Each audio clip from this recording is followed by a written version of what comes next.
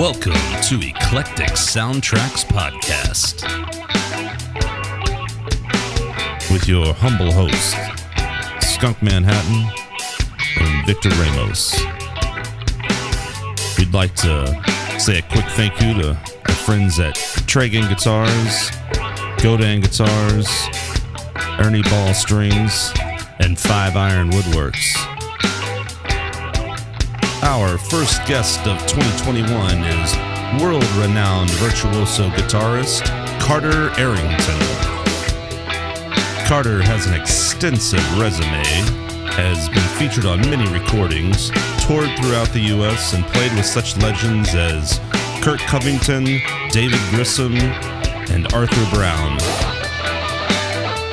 He's also known for performing and touring with the fusion band Progger, and is a much sought-after guitar teacher by students all around the globe. So sit back, grab some cognac, maybe some cheese and crackers, and enjoy the conversation. Okay, we're going. All right. Happy New Year, everybody. We are in 2021. Woohoo! Yay. We made it. Yeah, we made it. We're and we're excited to kick off this new year with a fantastic guest, Carter Arrington. How are you, man? I'm good, man. Thank you guys for having me. Absolutely, man. Great to see you. And we were just chatting before we got this rolling here about you are a busy working musician, have been for many years. I mean, a lot of guys like myself know you from your time in Austin and, playing the Elephant Room regularly and just doing gigs, constantly with a lot of people here. But you've recently, actually the last time I want to say you just made it back. Like, I feel like I saw you. I went to the Elephant Room and saw you with probably Kirk Covington. And I even want to say it was like maybe the first week of March or something. When did you fly back to England? You were over here for a little while and you flew right back before the world shut down. Yeah. If it was a Kirk gig at the Elephant, which it very well could have been, he usually does the second Sunday, I think. And I want to say, I think I came back because I was in town so long because I was waiting on a visa, and that came in. I think like just at the end of February. I was slotted to fly back here at the end of March. And, I'd been gone for 3.5, 4 months. And so my wife was like, better get your ass back here. It's like, you have no reason to be sticking over there anymore. I was like, all right. Yep. She's right. And little did she or you or anybody know, right? That it was insane, man. So like, yeah, I took a look at some flights and I found one that was cheap or, wasn't an arm and a leg to change. And I flew back like the 12th. Like March 12th. And I think the day I got back, I read that they had canceled South by. Yeah. So it was like right then. So just barely. Yeah, I remember hearing about that. And at the time, like a lot of people obviously didn't know how serious things were or were going to get. And there was a lot of people really upset about it who later were like, oh man, thank God, But yeah, I mean, I want to say like I was, I think my mom had come down to visit or something like that weekend. And I was like, I'm going to go, I'm going to go to the Elephant Room because this dude's, a great guitar player, blah, blah, blah.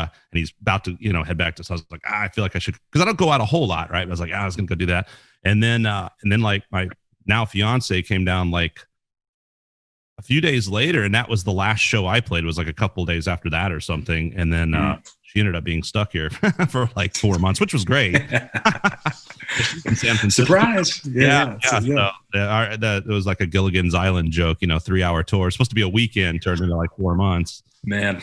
But yeah, I'm glad you got back over there, man. And I guess have been obviously working remote. I mean, doing recordings and teaching and all these kind of things. But basically, and did you not you relocated when you got back there too? You removed somewhere in England, right? Yeah, we did, man. Yeah, we got a place. We were living about 3 miles from Stonehenge initially, which was like, good for druidic inspiration, but not for much else. And can you say Stonehenge correctly in the Spinal Tap accent? Not yet, man. Give me another Stonehenge. Something good. One of those. Now. but yeah, man, we went to where did we end up? We got a new place outside of Brighton, and yeah, we moved like right in the middle of the pandemic, so we found it and moved in August, and yeah, I've just been kind of pretty much homebound, man. I've played some gigs in London here and there when their tier stuff was a little, wasn't as intense as it was now. But yeah, it's been pretty interesting to be back. But anything that I see now, just sort of like, oh, this is weird. I kind of look over at America. And I'm just like, oh yeah, like that shit's pretty weird too. Like it's not so bad being over here at the moment, but I miss being in the US, of course. You're on mute. You're muted there, buddy. Well, I'm multitasking here. I was like, how are people over there? I mean, what's the ratio of like, oh, we want to take this seriously, and as opposed to like, I want our freedoms, America, I mean, man, I'm not out giving like a poll. I'm not out polling and seeing how people feel about it. Not walking around. It's like, hey, how do you feel about this? No, I mean, man, the closest example I can give is like picking up and dropping off our kids at school. And there's like, the first day back, it was like watching a gaggle of 150 kids just running around, which like, there's no way you can handle a bunch of little kids like that. Right.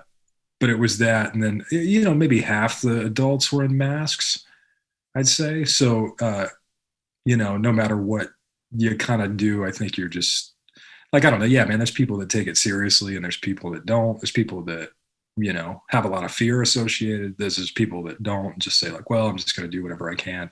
I mean, but yeah, I mean, one thing that's drastically different over here is that I guess the government's basically been paying people's wages the entire time that this has been happening.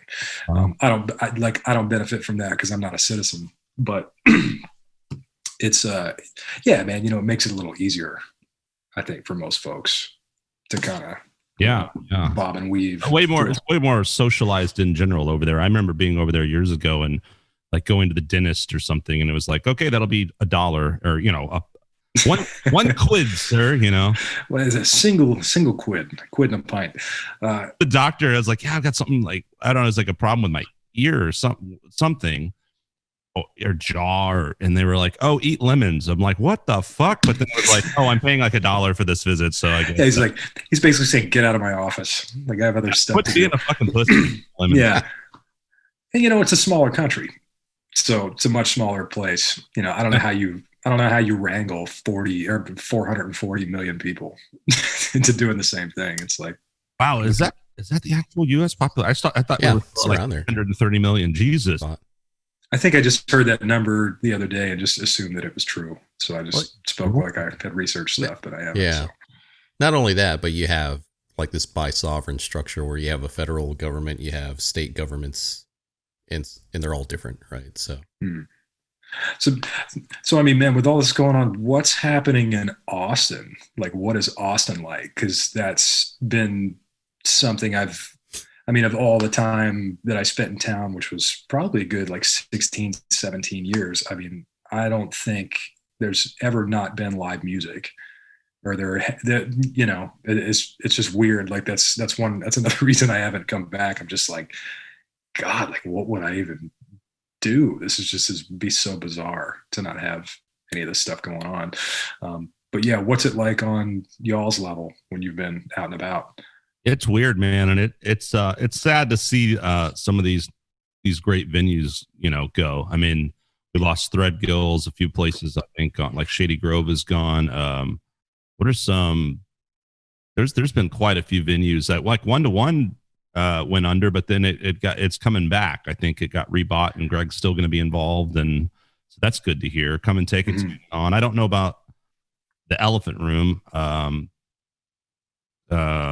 I don't know what all places, but yeah, I mean, it sucks, man. Everything got boarded up, in March, and it was all shut down for a while. And then I think it's like it is in a lot of places, like things kind of reopen, Mm-hmm. You know, there's a holiday, there's something, whatever, cases spike, things have to close again. And so I didn't even realize, like some places are, it also depends on the county, right? Like a lot of places in Williamson County were open and going, but then still shut down in Travis County. Mm-hmm. So it's, I think a lot of places are just hanging on, man. There's been a lot of fight for relief, which I think some venues are starting to get in some bars and stuff around the country. But I sure hope so. Yeah, dude. Yeah. So it's been pretty awful for the most part. A lot of musicians I know have been pretty. I mean, as much as it sucks, I think a lot of people are, you know, they're not bitching about it because they understand what's going on and then just kind of waiting it out and hoping for the best and everyone's trying to get by. There's a few bands that are out playing, you know, but I don't think there's a whole lot happening yet. You know, I mean, Victor's more of the hit the bars every night kind of guy. What's your observation, Vic? Well, I have my own bar in the house, so I mean, I'm open 24/7. All the live music's been coming to your place, yeah. Yeah, in the form of Bluetooth speakers and you know, my niece whenever she goes and rakes the strings across the guitar. I played there in October a couple of like outdoor shows and then one like theater gig with limited capacity. But you said you play, and that's all I've done since March. You said you played a few times in London. What was that like? Man, they were all bars. You know, it's like playing a pub, you know, like a club gig, like an Elephant Room gig or something like that. And it was, I mean, a couple of things were kind of interesting because I guess it was like tier 2 restrictions, which I believe meant, you know, you got to socially distance inside the joint and, you know, everything's got to be shut by 10 p.m. and, you know, a couple other restrictions and stuff like that. But by the time those started happening, like basically you would get in the door and then it was just like, okay, this is like every other night I've ever been at a bar. Like this is a total free for all, you know, which actually, and I have to admit, felt really good after like being just sat at home for 6 months or something like that. Like I think everybody was really chomping to socialize and I don't know, to do some shit that felt normal, you know. So sure, but yeah, the other thing was like 9:15 became the new 3 a.m. You know, you just that's really weird, right? So I mean, you end up playing early or like how does that work when you're shutting down so early, you know?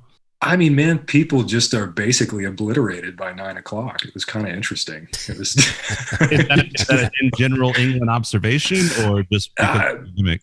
This is like, that's just what my, you know, few limited experiences led me to notice. I was just like, oh shit, like, man, that guy's destroyed. Like I look at my watch, it's like 9:05. I'd be like, wow, okay, it's a little different. God bless that country. But yeah, man, I mean, you know, if the place is only open 3 hours, you got to go get it. So, yeah, right. God save the Queen. What's that? God save the Queen. Wow. One thing interesting, I remember visiting over there years and years ago. Well, I thought you don't tip bartenders, right? Is that still the thing? I mean, you like you can. You said like, you know, you always can. It's something that, you know, I don't know anybody in the service industry. Yeah, it's not expected. It's not like kind of your, not emotionally. It's not like you're morally held hostage. Like I feel like it is in Atlanta. They're not Atlanta, in America. Right. Yeah. If you don't tip, and you should tip, right? Unless someone's a real jerk or something, but you should tip. And like, even if I've had horrible service, I don't know if I've ever not left a tip. It just seems to be ingrained. Yeah, no, I feel like I've not left a tip once or twice ever. And it was the most like horribly, exceptionally bad service, you know? Yeah. It's just something you kind of do, you know? Well, I mean, you also know these people make like $2.50 an hour. So it's hard. Yeah. Yeah. It's like you're just like, wow. Oh yeah. It's not a lot of bread. So, you know. So aside from the couple of gigs that you've done there, I mean, I assume you're doing like, and you've been doing this since you were in the States and for years now, I guess like Skype type lessons and stuff. And then also now more than ever, because you have to, being over in England and during a pandemic, just kind of remote recordings with various artists around the world and a lot of these different bands you've been playing with for years. Have you been doing a lot of that stuff? Yeah, pretty much, man. I mean, I guess when the initial move to England happened, I left a scene like Austin that I had, I don't know, probably like 15 years of reputation in, and just relationships, and you build all that stuff up for a long time. Uh, Moving somewhere that, number one, didn't really have much of a music scene, but number two was a foreign country. I didn't have a visa to work necessarily. Not that that's like a total deal breaker. Then there's still stuff you can kind of circumvent. Yeah, you can still meet people and do some work. But yeah, man, it was a pretty shocking. It was a pretty shocking reality check. It was just like, oh damn, this is very different. So aside from like slowly meeting people here in England and taking time to kind of carve out new relationships with folks, I was doing a lot of remote recording with projects that I had back in the States or people I was working with. And I would also fly back every couple of months. That's why you were seeing me a lot as I, initially made the trip over here. But yeah, as kind of time went on, I was thankfully lucky to have enough students from Austin or from the US that still wanted to keep doing stuff, even when I was over in England. Which, yeah, man, at this point, like, I'm really thankful that stuff is going on. And I'm actually pretty thankful I was in the position to have to kind of start developing that early, because I will say, like, when the pandemic hit, my process and like the process of our household didn't change all that much, just because we had kind of already had to make an adjustment, doing things more remotely, and stuff like that. So we're exceedingly lucky in that context. But yeah, it's pretty much teaching remote recording stuff, and gigs when they happen. Occasionally there'll be different stuff. I'm doing a master class next month on some rhythm guitar stuff. So slightly different type of teaching. But yeah, it's pretty much those two things, man, which thankfully there's enough of it happening to, for me to dump some creative energy into stuff. It definitely helps keep you sane. So tell us about what recordings have you done this year? Anything coming out soon? Collaborations or bands that you work with that you've been recording throughout this pandemic? Yeah, that's let me think, man. Where would that start? I guess like with Daniel Dufour and Sean Giddings and Sam Pankey, we all had a day of recording over at Orb, I think like right at the beginning of the year, like right at January, and that record just came out. And that was a really cool process, just because we pretty much, I don't think all of us had played together, all four of us, in a while, like maybe a year. And what's that? I want to say again? What's that project called? Man, I don't think we could ever name the shit, so we just put all of our names on it. Oh, that's what just came out, right? Yeah. That was like this week. But yeah, the record's called Convergence. But we, right, okay. But yeah, man, we hooked up at Orb for one. I mean, it's pretty much an afternoon, I think, and just kind of everybody brought a tune, and we just kind of read the shit down a couple of times, and yeah, it just seemed like a good day, and I don't feel like that happens very often. So it was pretty cool to get that captured and to check that out. But yeah, man, so that was that one. Like some other stuff will just be like one shots for people's pop tracks, rhythm guitar stuff, or folks just need guitar occasionally, even though there's like 900 million guitarists in the world. Like somehow the phone still rings once in a while. Yeah, but not 900 million exceptional guitarists, So I don't know, man. The number's climbing. There are a lot of great guitar players. There are a lot of terrifying guitarists out there. There's no shortage of that. We're not having a hard time finding guests, man. That's one thing I love is just in being in Austin. Same thing, for like about 15 years, a little more now. Like, I've met so many phenomenal musicians, just world-class musicians, and to see everyone's careers kind of, evolve and move forward. And like, it's pretty cool, and yeah, I mean, especially I think that's one cool thing about a place like Austin, right? Cutting your teeth there. And you're among so many great musicians, it really, I think, is humbling and pushes you to be your best in a lot of ways. Right. It definitely does that. I think the other thing instills in a really good way is to not be an asshole. Like that really doesn't, it's funny, man. It just doesn't work in Austin. It's like people would freeze you. Like if you have a bad attitude, people will freeze you out of everything, which is really different. That's really different than a lot of other scenes, it seems like, or maybe Austin's just more sensitive to that kind of thing. But yeah, I always appreciated the level of talent and the level of camaraderie was just like, man, it was a beautiful ratio because the people that were the best were the coolest most of the time. And they were the most open, and you could, yeah, they were just accessible. There was no vibe. There was very little vibe or, anything negative. It was a pretty supportive community.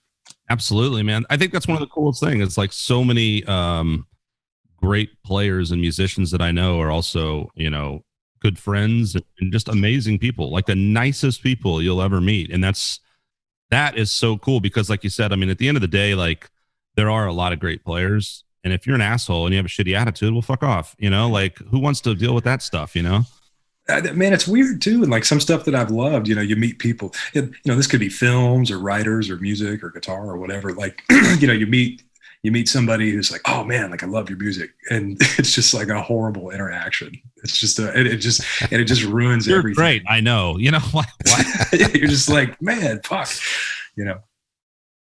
burn those CDs. The way that stuff sticks with you too, man. Like I always use Dweezil Zappa as an example because I mean, this is Frank Zappa's son. He's grown up around all these, Eddie Van Halen, Jim, everybody, right? And he's a phenomenal guitarist.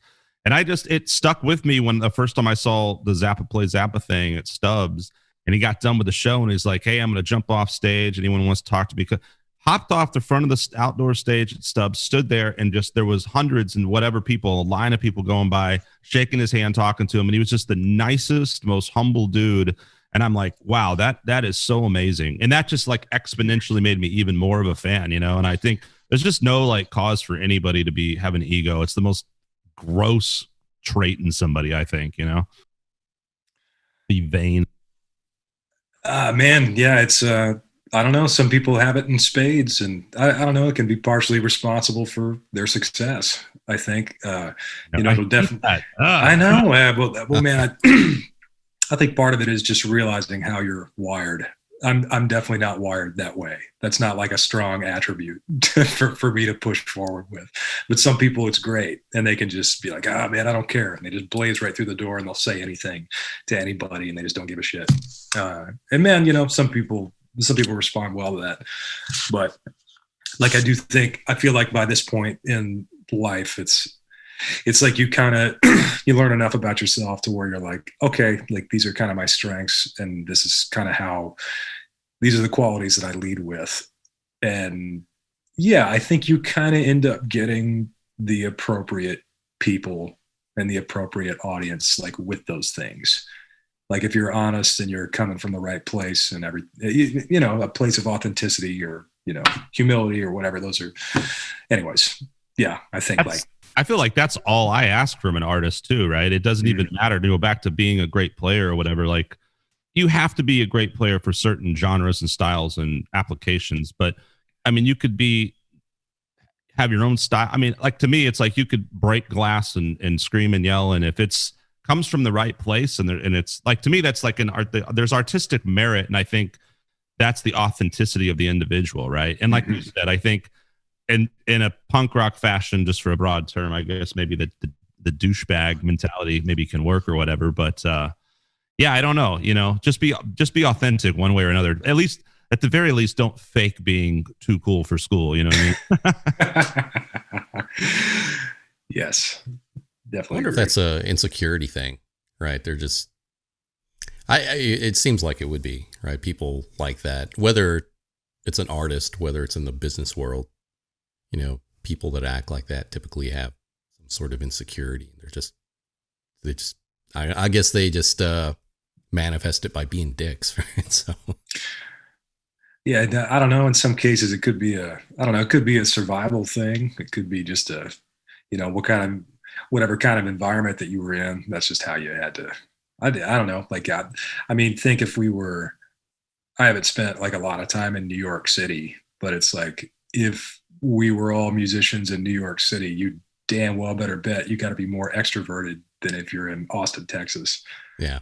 I would say. It's an interesting point. It also is funny to me the way it proves that what a nice guy you are, that you're like, I'm like, yeah, some dickheads, and you're like, well, you know, I mean, could be, yeah, which, you know, maybe that I'm that infuriating guy that just doesn't pick a side. Who knows? That's good, though. That's good. Well, it's a different perspective. Man. Yeah, it's very complicated. Yeah. It's not as easy as people make it out to be.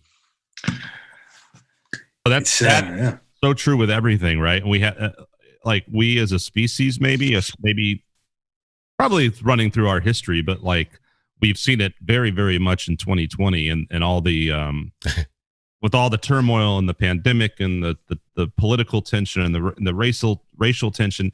I mean, people will just black and white, and it's like what you guys were just saying. It's complicated. It's not always such an easy. Everyone's got a background and a history, and there's a lot of factors that go into a lot of things. So I think, like you said, like you were actually saying, Carter, it's like to really kind of like understand that people come from different places and try to maybe listen and understand a little more than to just sort of immediately go on the attack, which is what too many people do, you know? Well, and I mean, throughout all this too, I think at least when it was really starting to kind of get going, I feel like everyone was like really optimistic for like 2 months, be like, oh yeah, it's like this long vacation, it's gonna be great, right? We're gonna be back, everything's gonna be fine by summer. Yeah I started taking Japanese, which was you know, embarrassingly hard. but I tried anyways, and yeah, man, you know, the shit lasted about 6 weeks. But it was cool, and I knew more than I did before, and it was a lot of fun. It was cool, but yeah, at some point, like even us as musicians, right? You know, you might just be so used to having access to playing live, and the kind of, the kind of mental, you know, clarity that would provide, or the kind of mental and spiritual and physical release that would just provide. Yeah, it's like all of a sudden you don't have access to stuff that has kept you sane. It's been like part of your process for decades, you know, in some cases. And yeah, it's like, I think a lot of people, myself included, and really I'm probably just talking about myself, that's all I can really do, but it's like I didn't have as many places for that energy to go. And so like, yeah, I would be on the attack a little more often, because it's like, you know, I was frustrated, and like, you got to figure out different ways to channel the shit. And it's, you know, some days are good, some days are bad. Yeah. It's almost like we all have to give everyone a little bit of a pass for a few months there in 2020, right? Like most of us lost our mind. I know I lost my mind for a little bit there, but I don't think I was nearly as bad as some people, but I've toned it back. Chill. Well, man, some podcasts. Relax. Hey, man, it's been great though. You know what I'm saying? Like that interaction of just talking to people. I mean, it's not face to face. It's not at a venue at a gig, but just to talk to people, to connect, reconnect, whatever the case may be. It's like, that's something like human beings definitely need. Even if you're an introvert, you need that in some form or fashion. A lot of people do get that through music, you know? Mm-hmm. Yeah. Well, I mean, even this, man, like this doesn't feel too much different if we were sitting at a bar, catching up and having a beer. You know, for the kind of stuff that, you know, we would talk about.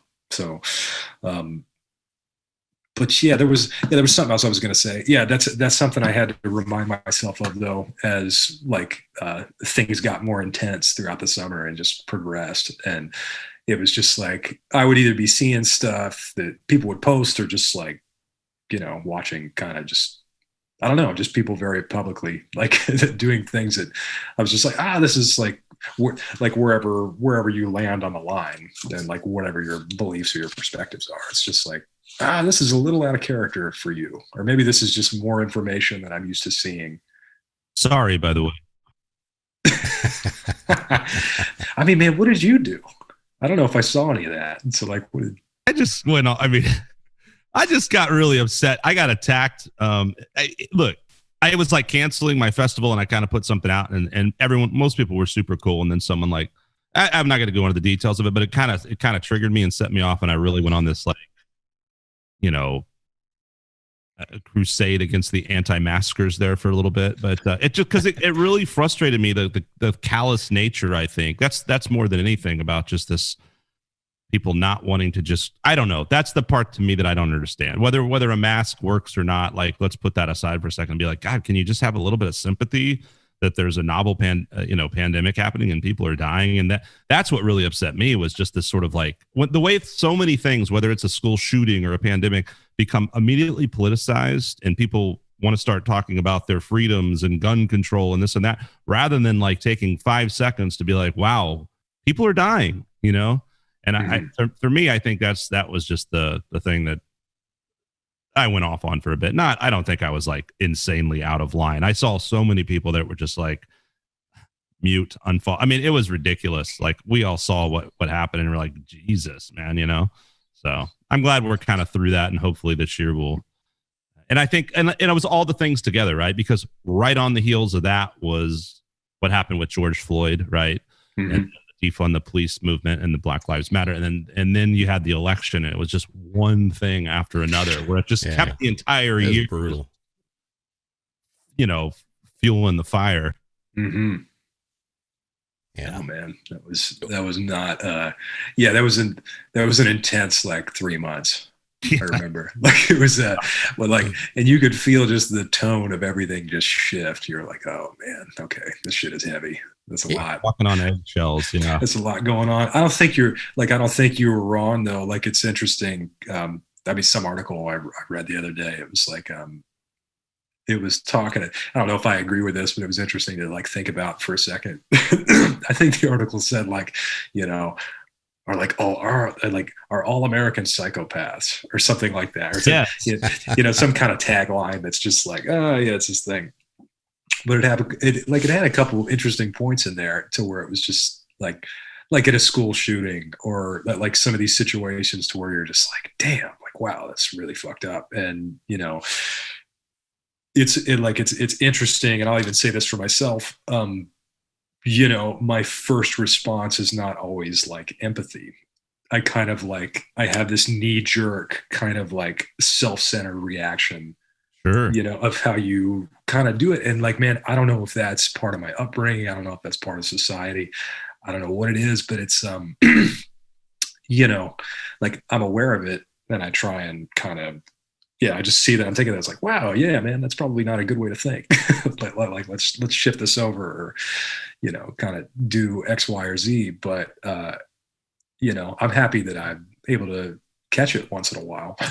That's the difference, right? Is the awareness, because I think as people, maybe it's inherent in our species, but certainly it's a cultural thing. I think more and more in the modern age, things have become less about maybe absolute, like, for most of human existence, well, right, survival was number one, unless you were in the aristocrat, you know, elitist class, right? It was all survival. For a lot of people, you know, nowadays, that's not the MO, right? I mean, there's so much narcissism, right? And so much, we're so self-absorbed in so many ways. And I think that people have kind of lost that sense of like, hey, not everyone is you. And then they just like throw it out there like that's the opinion of the world, when it's not. So to be able to like check yourself and think for a minute before you just vomit, you know, your immediate opinion out into the digital ether, you know, is a trait that should be revisited by many. It probably, you know, I think about it, and it's advanced from a technological standpoint. You know, have all this information at your fingertips. We aren't necessarily utilizing it. A lot of people are just dumb, right? They don't dig into things. They read into the headlines, and then they just kind of jump on the bandwagon, is what I've seen. So, yeah, I mean, for me, I don't know if it's a New Year's resolution. I started doing this the latter part of the end of the year. It's just weaning myself off of social media. It's just all garbage. I'm kind of done with that piece of it. So, because I mean, there is a lot of stuff like, and it doesn't help that, you know, the people that are elected into offices, all these leaders, that they're out having dinner without masks, right? So that probably leads to some of the people on the anti-mask wagon that, trigger skunk, right? So it's just, I don't know, it's just this Very weird time. responsible message to send, in my opinion. Exactly. Look, by the way, I did not intend to make Carter's podcast a political recap of 2020. Of all the horror. Like, I'm so sorry. Like, Carter, we should be talking about your musical career. Man, it's fine. It's just good to talk. It's good to talk to some people, man. Yeah, well, like the mask thing. I don't know. Like a lot of narcissistic stuff is. I don't know. We're told I guess we're presented things in a way to think that, or you can think that that's a viable route to achieve something or to achieve fame, I think, which is probably what you're right. People maybe after.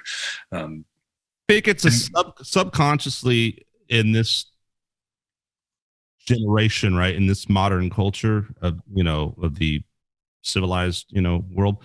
Like, it's almost like, to me, there's a subconscious thing happening where, like you just said, like it's wanting attention and fame in some way. Doesn't matter how you get it. It's the same way as, like, why do people really go to bars? I mean, live music and enjoying music aside, why do you go to, I mean, that's different for guys and girls. Maybe like girls legitimately go to dance stuff out, but I feel like on a subconscious level, it's very primal. Right. You want to get laid. Right. And I think it's like, now there's this thing too about, like, I want attention, Man, a big time. Yeah. Like, I remember I had a friend say, oh God, this might've been 20 years ago, maybe more than 20 years. No, 20 years ago. He said, we were sitting on his back porch and he said, attention is the new commodity. That's what he said. Yeah. And it was, it's just been funny. I think about that. So, once in a while, you just look around, you're just like, damn, look at what's happened in the last 10 years. You're just like, yeah, it's kind of it's bizarre. Definitely bizarre, but interesting. Well, back when you started playing guitar, and are you from Virginia? I am from Virginia. And so you went to school in Virginia, started playing guitar. How old were you when you started playing guitar? Is that your first instrument? Do you play other instruments? Give us some background there. Man, I tried to play the violin in the second or third grade, and it was a disaster. Just because it just sounded like a dying animal, and I couldn't get over it. But I think in the class, when they pass the instruments around, it was something to where I kind of held it like a guitar and, like, brushed the strings, and stuff like that. So yeah. I think when I actually played it with a bow, I was like, this is a little different than what I was expecting. But yeah, man, the Jimmy Page thing. Not so much. What about a garden hose? Have you tried playing a garden hose? I have not. Rake. Dude, we had a trumpet player on the podcast a little while back, and he started by blowing on a garden hose. No shit. I had come to a school and done a demonstration to the band about playing brass instruments and how you can. And so he said he went home and he started practicing on a garden hose. And the first time he actually got a trumpet and blew it, he had this, like, perfect note and everything. Killer tone. Yeah. He's a world-class player, man. He's, like, toured with the fucking Jacksons, and it's crazy, his resume, but yeah, pretty awesome. It's insane, man. It's wild. How old were you when you started playing guitar? Playing guitar, I was 12. I was 12 years old, and I had, like, a metalhead buddy that lived down the street that was probably 4 years older than me. And so, like, he was, and this was, like, good. I was born in 82. So this is, like, prime MTV hard rock time, so, like, the Black Album was out, and, like, the early 90s are the best. Yeah. Countdown to Extinction, like, records like that. And so, man, I was, like, just from going and hanging at his house, it was like listening to Metallica and Slayer and, just all this stuff. And so I'd been, like, listening to, like, all these heavy metal cassettes, like, nonstop before I actually got a guitar. So that was actually pretty critical, I think, because, like, even before I had an instrument, I was, like, kind of playing the songs in my head, like, at school. I'd just be, like, in class, like, here's this section of Master of Puppets, and I just, like, sing in my head or do something like that. And so, yeah. So basically, by the time I actually got an instrument, I was like, all right, I want to play this. I want to try and do this and this and this. And, I had thankfully had something to go on. The place I wanted to go. That's interesting you say that, man, because I started playing guitar like right into high school. Same influences, same, and I used to just sit there and like write little tablature on my, I was not a good, suffice to say, I was not a good student. And I'm like, but one thing that I don't think, and we used to have the tab books, right? Everything was on the Hell yeah, dude, man. Man, that's so of such value, because I tell students this, sometimes and stuff too. It's like, I think I learned a lot without even having an instrument in my hand. I would sit there with those Metallica books or whatever the case may be, and I'd listen to the record and I would follow along in the music. And so much, developing your musical brain is just listening, and thinking about music. It's not even always about having an instrument in your hand. So it's interesting that you said that before you even started playing, you were kind of developing that musically, in that sense.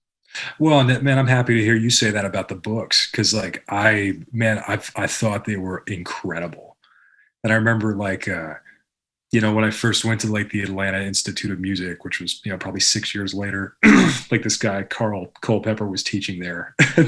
he's the guy that transcribed that shit. And so I was like, oh man, you taught me the Four Horsemen without even knowing it. And it was just funny.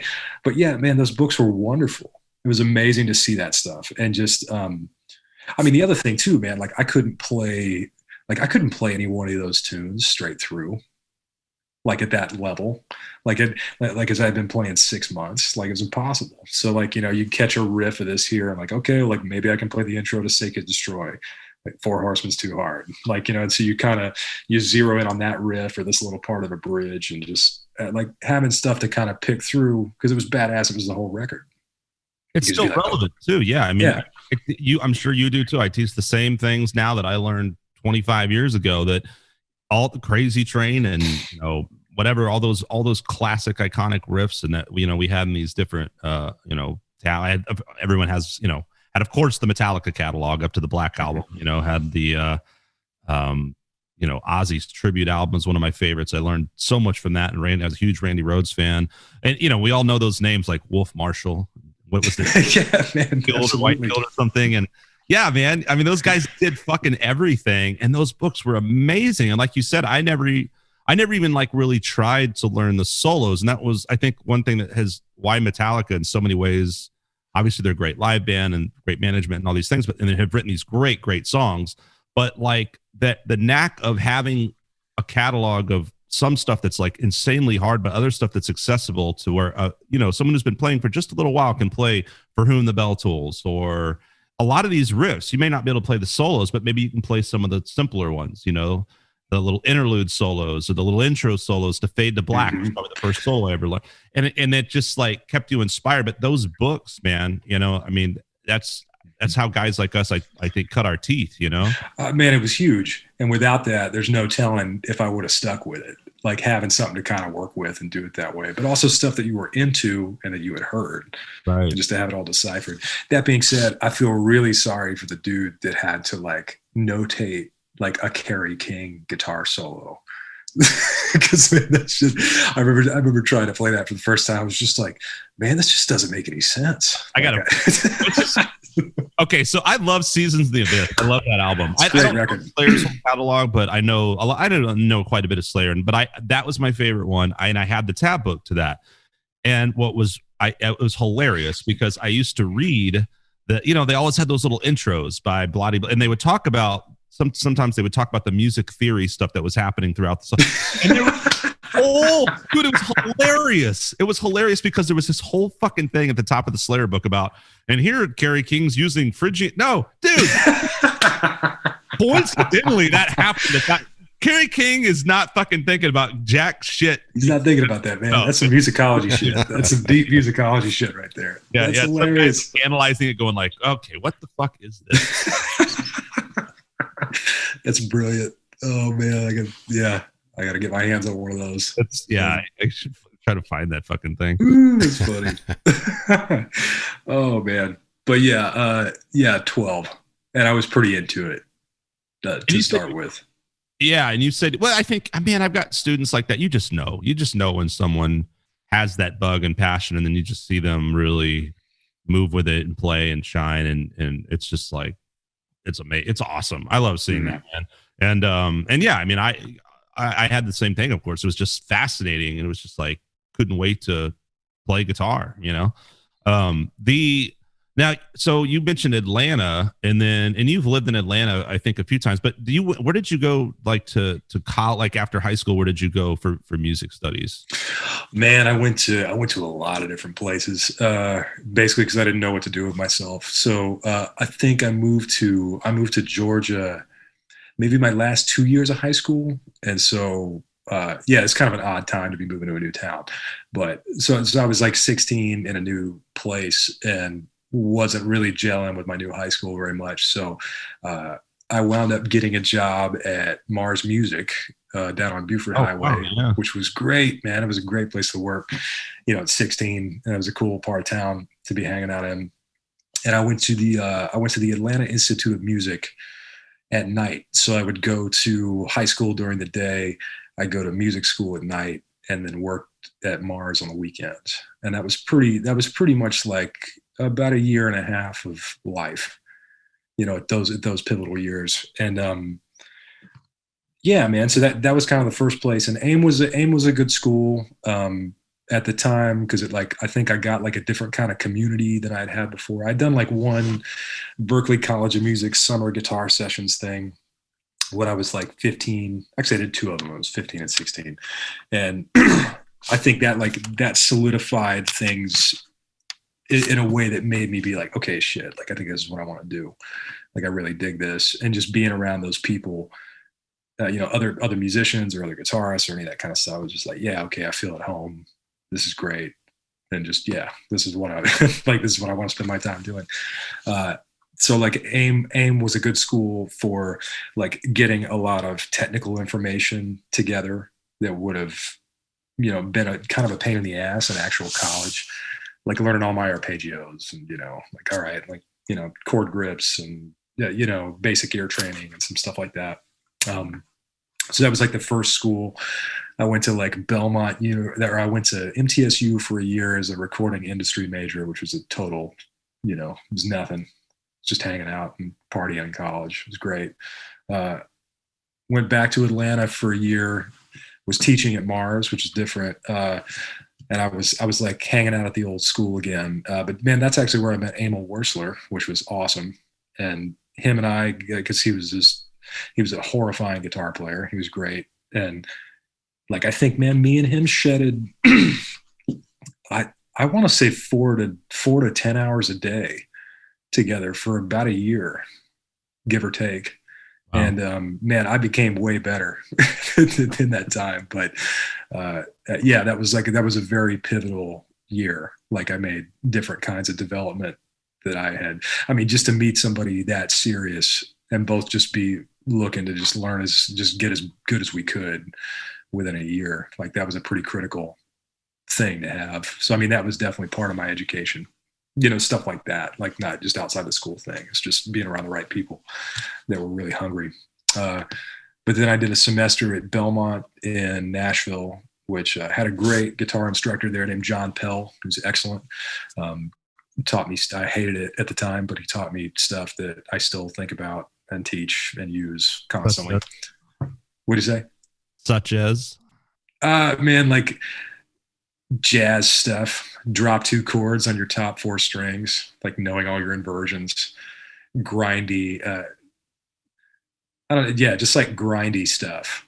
It's like if you had a karate teacher that just like made you do a snap kick in a corner for like 4 hours every day. Like it's like that kind of. So at that time, were you? I mean, you started, kind of on like some of the stuff a lot of us did especially catching things in the early 90s when you kind of had this great overbleed of the Titan thrash metal, Metallica, Megadeth stuff, and then all the new Seattle grunge coming in, and the rock world was such an amazing thing. MTV was popping and kind of starting in that rock world. When did you move into more jazz fusion stuff, or when did you start stylistically expanding? Was it relatively immediate, or was it later, like you're talking about now? Man, it was definitely it was certainly an arc. Because I think like listening wise, things were like in my mid-teens were probably like most of the stuff that was on Headbangers Ball. Like, but I had made the distinction that like, okay, like Slayer and Metallica are great, but like Pantera is something else. And I like Pantera and that's cool. And then stuff. So I think from stuff like that, things started to get more virtuosic. So like I was into like Joe Satriani was kind of like my first like guitar guy. And, like Yngwie and Tony McAlpine and all those kinds of people, so from there, you kind of do the big Guitar Heroes guys. And then I kind of got into the Shrapnel stuff. And the one that, man, the real bridge guy was Greg Howe. The first time I heard Greg Howe, he just like totally blew my brains all over the Blockbuster music. It was just like, I was just like, oh my God, this is so incredible. I got a Greg Howe cassette at a secondhand shop years ago. Oh man. I was just like, Jesus. Yeah. Which one? What record was it? You remember? I don't even know, man. So long ago. Yeah. I don't even remember. I just remember when I first put it on, I was just like, whoa, like it was mind blowing. Yeah. Yeah. But yeah, it was the opening lick on Introspection, that tune Jumpstart. And I was just like, I've never heard anything like this in my life. And he had like, man, I liked how he was so rhythmic. He was so much more rhythmically interesting than like most of the other stuff that I was hearing. And he had this sassy kind of bounce in his playing that like, kind of like when you hear Van Halen play a shuffle, it's just like got this. It's like bam, man, or like Blues Saraceno. I don't know if you ever used to listen to that. Oh guy, yeah, like, yeah, he was big in the guitar magazines back in the 90s. Yeah, man, but an underrated cat. Like that guy had a great feel. He had killer phrasing, and just like it had, I don't know, man, it had vibe. Had a good thing. So yeah, man, I heard him, and and that record started opening me up to other stuff. But the other guy was Benson. I heard George Benson, and he's just like, he was so horrifyingly good and just awesome. Even on his pop tunes, like, even like 2 or 3 months ago, I was like, oh man, I'm going to sit down and learn the solo from Affirmation, which is like one of his pop hits. And he just plays this murder guitar solo in it. You're just like, for like 2.5 minutes or something. It's just hilarious. It's just shredding all over all this stuff. I'm just like, wow, this feels great. It's funky. It's great. Back CD days, man. I know I had I ended up having these different CD wallets, right? And I had I had like my Satriani Vi collection in the Shrapnel and all the shredder. Like I don't call those guys shredders, but you know what I mean? Like I had that. Yeah. And then I had my jazz wallet of like George Benson and, Larry Carlton and remember Norman Brown? I remember. Yeah, dude. I used to watch BET, and they'd have all these great artists. There was a show. I think her name was Angela Stribling, and it was like jazz. I forget the name of the show now, but I discovered a lot of guys on that show too, man. Great. Dude, I used to love Norman Brown. Like Norman, like I like actively listened to Norman Brown, and like maybe part of it was like being in Atlanta. Like they had like a smooth jazz radio station. Yeah, so like you'd hear some shit and be like, hey, that's pretty cool. But yeah, like Norman Brown was a badass, man. Yeah. He's a badass. He's a killer. You ever hear? You've heard of everything, I'm sure. Did you ever remember the Rite of Strings, dude? Remember that? No, I haven't heard it. And, holy shit, you got to check this out. So it's Al Di Meola, Stanley Clark on upright bass, and I never remember this guy's name. John Ponte, something violin. Jean-Luc Ponty, the violin guy. Those guys called the Rite of Strings. Go check it out, man. It's amazing. Yeah, I saw that on that show too. It's so cool. Really good stuff. Yeah, man. And like, yeah, like Atlanta was a really cool scene to be living in. Like my stepdad too, he wrote for a bunch of blues magazines, and so he was always taking me to go see shows. So like I was like 15 or 16, and he took me to see like Derek Trucks play at the Variety Playhouse before Derek was a huge band, stuff like that. And he'd take me to see the California Guitar Trio, which were like kind of these 3 Robert Fripp kind of guys, but they did these 3 guitar crazy arrangements of all this shit. I saw the Scott Henderson Trio at Eddie's Attic. Or Red Light Cafe, that's where it was in Atlanta. But just shows that, like, man, back in my hometown, it was just like the Mega Dome or nothing. So it was cool to like see stuff that was in clubs and just be like, whoa, shit, like they're right there. Like I can feel the amps breathing. Do you know what year that was when you saw Henderson? Man, I don't know if they ever played that place again. It was on the Well to the Bone tour, because I know it was Kirk was playing drums, Kirk Covington was playing drums, and John Humphreys was playing bass. And yeah, man, like the first time I heard Scott Henderson live, he was the first guitarist that I heard that like invoked fear.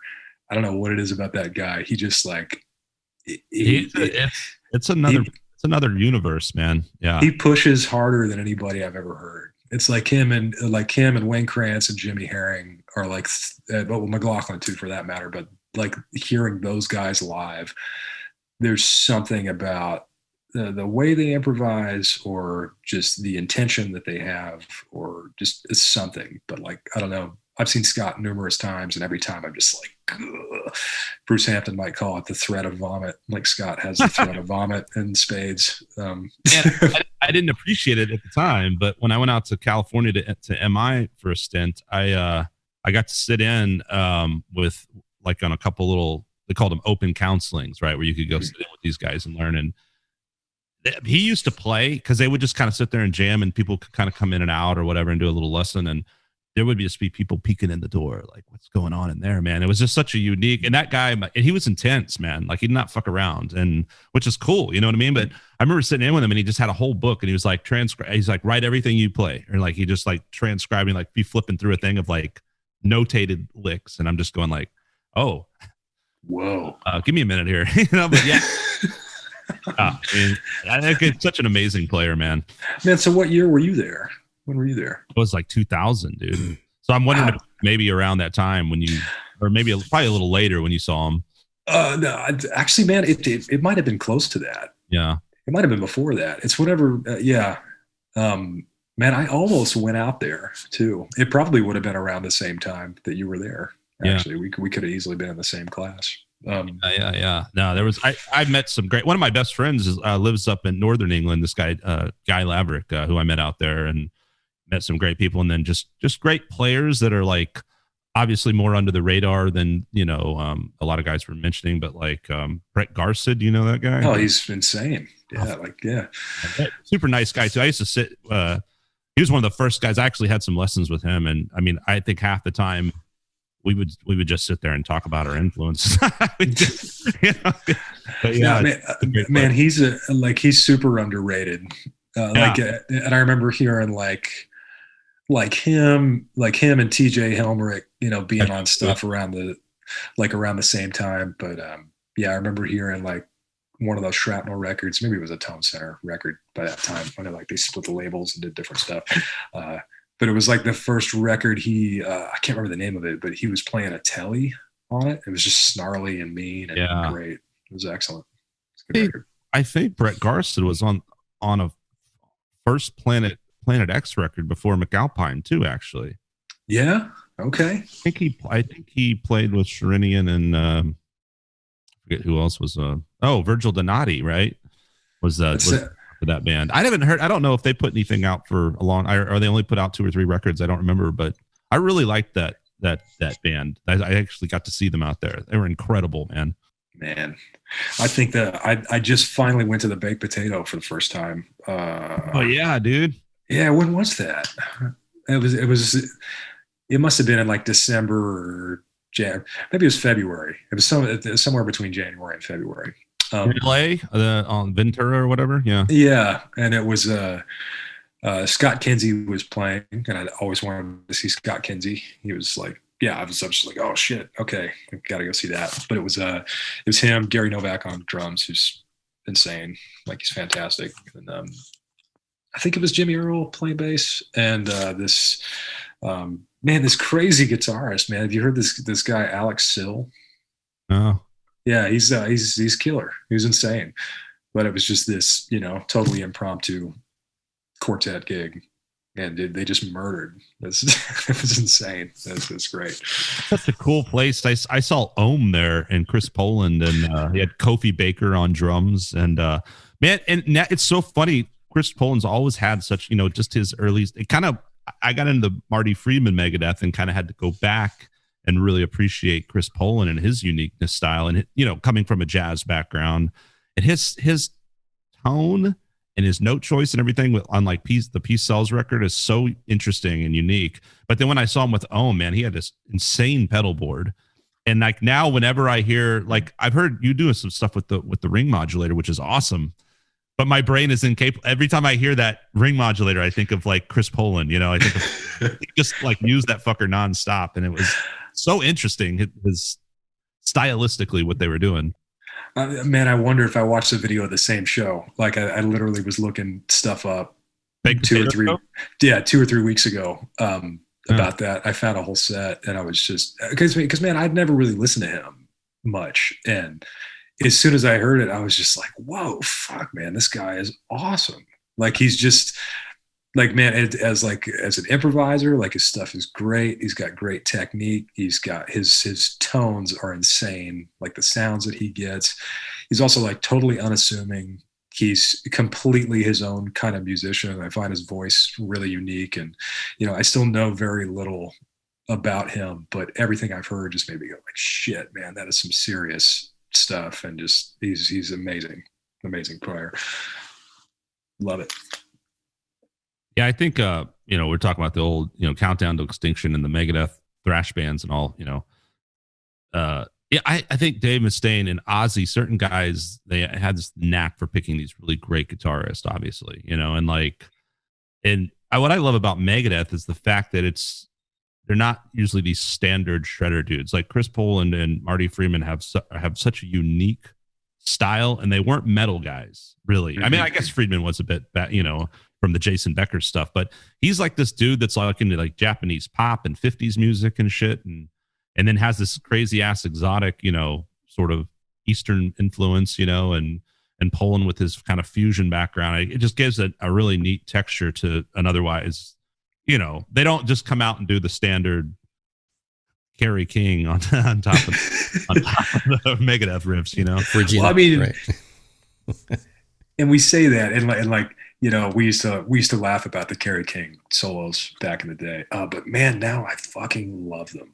It works. They're so awesome. Slayer any other way would not be Slayer. So like, there's no discount to what it is, but I don't know if like that would work with Hangar 18 as well. I mean, you get accustomed to hearing something a certain way. It'd be a disappointment on a Megadeth record. I'll put it that way. For Slayer, it's great. Well, but like, man, I was hearing the story about who was the cat that had to fill in for Randy Rhoads after Brad Gillis. Brad Gillis. Yeah, that was like, man, can you imagine stepping in those shoes? Fuck, dude. Yeah. Yeah, Brad Gillis is a great player too. I think he was on I don't know if it's a live record. I don't think I've ever even heard it. There's an Ozzy album called Speak of the Devil that's after Diary of a Madman and before Jakey Lee came in for Bark at the Moon. Mm-hmm. Yeah, and I think he has a band called Badlands or something. Yeah, that was. I hadn't heard it either, but yeah, I remember seeing that on. And Megadeth. I mean, dude, honestly, like, was it Al Pitrelli? I think played with them on an album after Friedman left, and great guitar player, but it's just kind of like, I kind of lost track. Marty Friedman. Yeah, I know. At a certain point, I think you get older too, and you're like, well, I've heard like half their catalog. I love Joe Satriani, just like you, and I think most every guitar player I talk to are all these huge Satriani fans. Master of melody, master of groove, just great player. And I've got all of his early albums, but at a certain point you're like, do I need to buy the last 5 Satriani albums? I'm sure they're all great, Yeah, man. Buy anything anyway. Fucking one day I'll stream it on Spotify. Like, I'm not gonna buy it. I'm part of the problem. No, man, I remember when all that, I guess it was Napster or LimeWire or iMesh or any of those like 100 other like versions of that program. But I remember like feverishly downloading like every Greg Howe or Tribal Tech record, like whatever, I was totally that kid, I was like 18. But man, I gotta say, once I had all that shit, I enjoyed it half as much.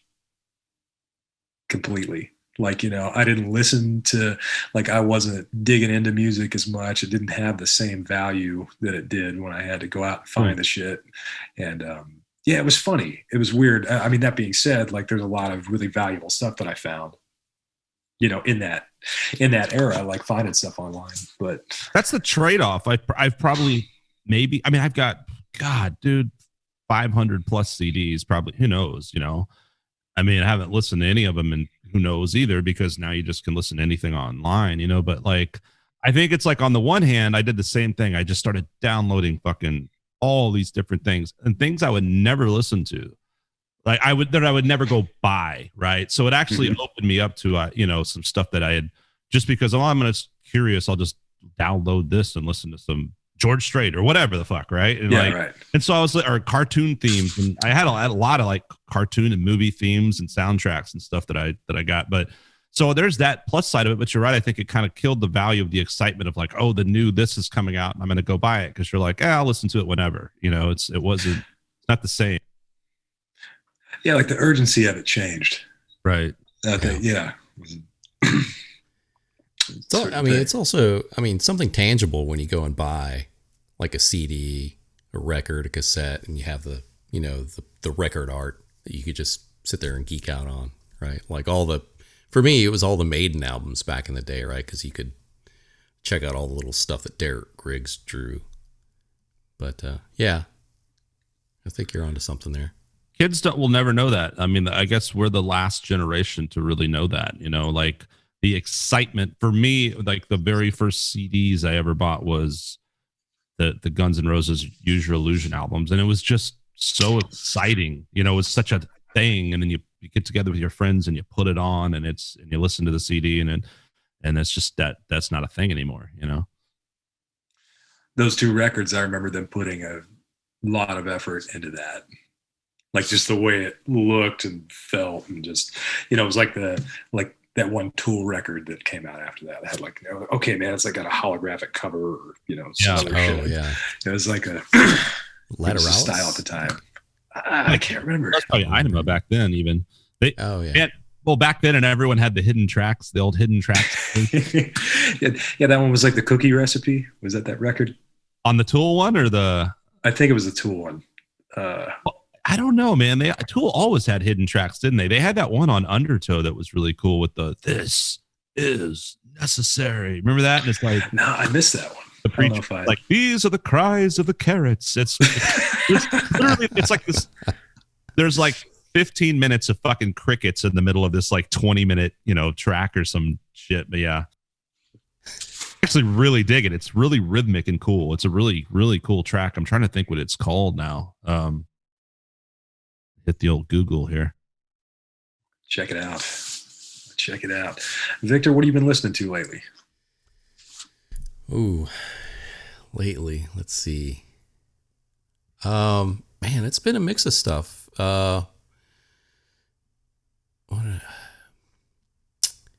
We kicked off the podcast with some Carpenter Brut, whatever this dude's name is, out of France, and it's more this electronic type of EDM type of music, and that's kind of led me down the rabbit hole to check out some other stuff. And I've been listening to some old Eagles albums. I was just thinking about like growing up back in the day and listening to One of These Nights and just kind of the pre-Hotel California. That's such a great tune. Dude, Don Feldman, man, I love his guitar work. He's totally underrated. But him and Walsh, or is it Dan? Yeah. Joe Walsh. It's Joe Walsh and Dan Felder. Or is it Don Felder? Don Felder. It's Don Felder. Okay. Yeah, sorry. I read his book a few years ago, Don Felder, and man, the Eagles, what a fucking mess that band was. Doing the shit at each other. Everybody hated each other, couldn't talk, all had their separate trailers and shit. I started reading it, and then I stopped. But it's too dark. Well, no, I think I just got turned on to something else. But anyway, so yeah, Eagles, and then I guess they've been out for a while, but Ghost came up, a band out of Sweden. Yeah, it's really weird. It's like this very melodic dark metal, but it's Gotta know not. Ghost, Carter. Like everybody. So Ghost is the weirdest band. By the way, there's this one Ghost song called Year Zero. I cannot get enough of that song. I love that goddamn song so much. It just starts out and it's so badass. And it's okay. Picture this, right? This is what Ghost is, Carter. It's a band kind of sort of with the branding of Behemoth, but they sound like Poison. Yes. Yeah. Oh, weird. They're all very metalheads love them. They'll be like very theatrical. Jackets, very theatrical. It's like Phantom of the Opera. I mean, it's kind of cool and it's kind of catchy, but it's like when you see the branding and the inverted crosses and the whole big thing, and they all wear masks. I get very cool. I gotta see it. Cool visually. And the guy dresses up as a preacher in this whole bit in bishop or whatever the fuck. But then, like, you hear, if you've never heard the music, it's not what you think it would be. You're like, whoa, totally different. There's some elements of like some old school metal, right? But then I've been listening. I can't get enough of the Square Hammer and Dance Macabre songs, and they're really poppy, but they're catchy. And I don't know what it is, but I think that's kind of taken me back to that whole EDM Carpenter Brut, whatever that dude's name is. So I've been listening to that. Gosh, what else? Zappa. I was listening to Zappa, some Pussifer. Speaking of Tool in Maynard there. I got into their stuff. Some old Queensryche, like pre-Operation Mindcrime. Oh, man. Boy, actually, yeah, man, they've been around. Yeah. They've been around for a while. Actually, man, a band I didn't know had been around as long as they had. I maybe saw them in the mid 2010s. Was the Flaming Lips? Oh yeah, like those guys have been around for decades. I had no idea they had been a band that long. Were they dressed up and kind of, was it kind of quirky and stuff? Big time. Yeah. But it was great. It wasn't like shticky. Yeah, like it totally fit. Yeah, so I guess you could say my playlist for this last year has been pretty eclectic. Hence the name. Man, everything from Blue-Eyed Soul to old Motown to country. Sturgill Simpson. Sturgill Simpson's great, man. I like that. His first record he put out, I like a lot. And who's this other singer that I've really been enjoying? And I usually don't even listen to lyrics. I'm awful, but real deep bluesy voice. Kind of, yeah. It's this guy from Oklahoma named John Moreland. Oh, okay. My friend Kevin Scott told me about him, along with a couple of other like great bands that I've really enjoyed in the last year. But yeah, man, this guy's like he's from Oklahoma. He's probably like 350 pounds, huge guy, plays like a small Martin Auditorium guitar. And man, he sings the heaviest damn songs I've ever heard. It's like intense. I'm just like, wow. He kind of does this thing to where each one of his, I guess like his vocal stanzas, you'll kind of be hanging on each word. And then the last word that will like kind of wrap up the couplet or whatever, he'll just say one word that just reframes everything you've just heard. And you're just like, oh shit, okay, that's heavy. But it's what's this guy's name? John Moreland. Okay. Yeah, I haven't heard Check him out. Yeah. But that's some fun stuff. But yeah, man, Sturgill Simpson, like he's another one like that. He kind of just, my wife likes him a lot. Man, I really dug that. Fun. I really dug that Sound and Fury album he put out. I guess it was last year or just right at the tail end of 2019 or something. Was that like the second record? Or the one after the one that had that was like, I'm trying to think how many records he's put out. Is it 2 or 3 or? I think it's the third. He just came out with one in 2020. Okay, I haven't heard that one yet. It might be his third album, but it's the one where he brings in, changes the style, and it's he was influenced from his time in the Navy, being stationed in Japan, and a whole bunch of like samurai Japanese anime, but put to a soundtrack. Oh, okay. Like Well, because I saw that he did like an anime movie. So is that part of the same thing? It's if you watch the movie, that's the entire album. Just no shit, man. Yeah, okay, front to back. Yeah, I gotta watch it. It's pretty fantastic. So that and Krungbin trio out of Houston. Krungbin's cool. Super cool. I like that a lot. Some new stuff you've discovered lately, Carter?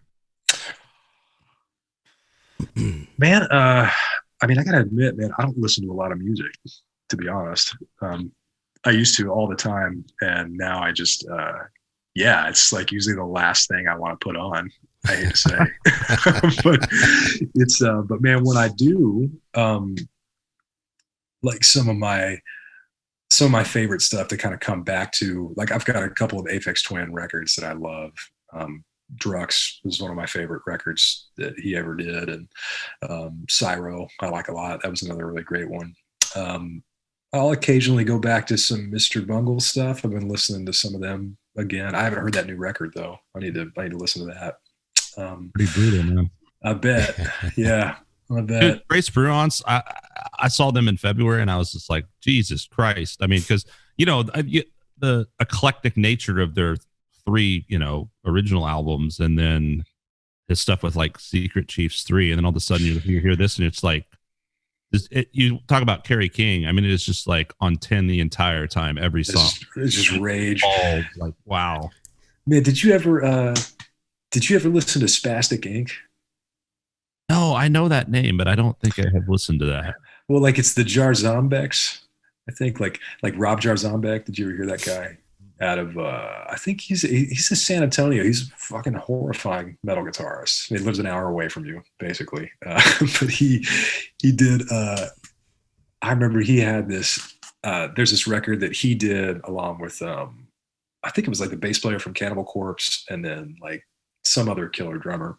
I can't remember who it is right now, but it was a Blotted Science, and it was one of the most aggressive records I ever heard. And I remember like I had this like church gig recording session to do in Dallas, and like and so like Glenn Rexach, right? Glenn.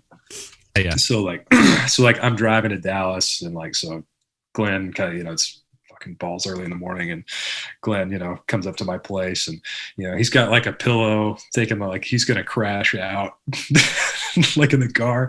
And so he's sitting there like laid up in my passenger seat, and I'm just sitting there with like a thermos of coffee, chain smoking, and like listening to this just fucking relentless record, like just blasting down the highway. I just looked at him. He fought the good fight for like an entire hour before he just admitted defeat.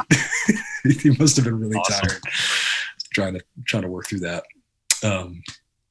But yeah, that's a fun record. I got to hear this new Bungle one though. That's like, yeah, because I don't know. They always had the right amount of I don't know. There was just this dark, like unhinged Tom Waits element to their shit that I always loved and could never quite put my finger on. But I can only imagine it's cured with age even better. And just, yeah, I'm excited to hear that. So I love the fact that like after 2 decades or whatever, they come back out and it's not like here's a refined masterpiece record. It's like, no, we went back and just did fucking thrash from 1985. It's it like started. That's what's so cool about it. Like I just love the fact that this crazy ass band that has been gone for 20 years comes back out, puts out this brutal ass thrash record, and it just like totally fucking charts and shit. I'm like, amen, dude. Thank God. That's, man, they've got some shit figured out, man. Secret Chiefs are wild though. I saw them at South by one year. That was fantastic. Yeah, they're cool, man. I'm really bummed because I saw Dead Cross here a few years ago, but I didn't get there till like right before they played because of having to work. But like Secret Chiefs 3 opened that show, and I didn't really know anything about them, and I listened to them after that, and I was like, oh wow, man, yeah, it's like really cool. Yeah, I remember seeing you went to that Dead Cross show. I think I messaged you after that. I was just like, man, was it good? Tell me about it. Yeah. Oh, it was good shit, man. But yeah, fire that night. Say what now? So after the show, there was this guy. It was really funny, man.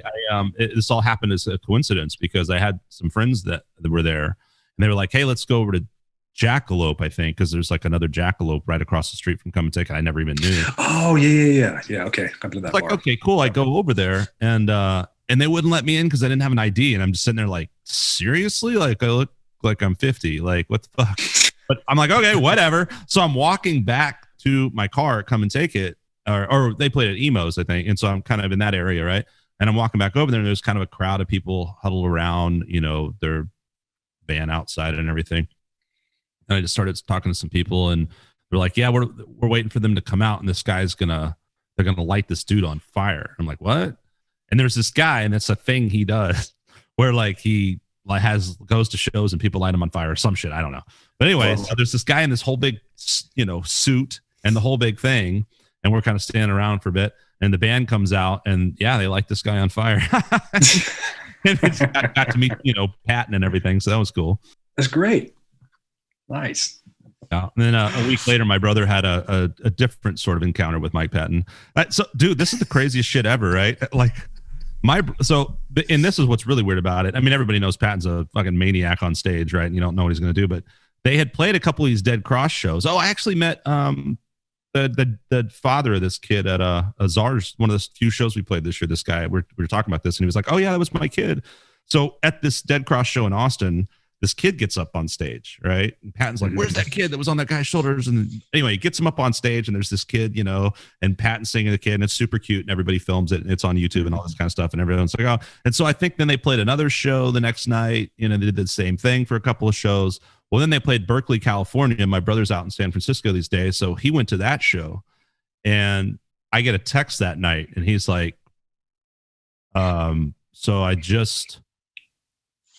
can't remember what it said, but it was something like, I don't know how to feel. I don't know how to feel right now. Like I just got fondled by Mike Patton or some shit, right?" He's like, "I got on stage with Dead Cross," and I'm like, get the fuck out of here, whatever. And someone filmed it. There's a video of it, and he's like, "Yeah," he's like, "It's the weirdest thing. For starters, my brother looks nothing like Ryan. What's his name? Ryan. What's that actor married to that hot chick? Ryan Reynolds? Oh, no. Ryan. God damn it. He was in that.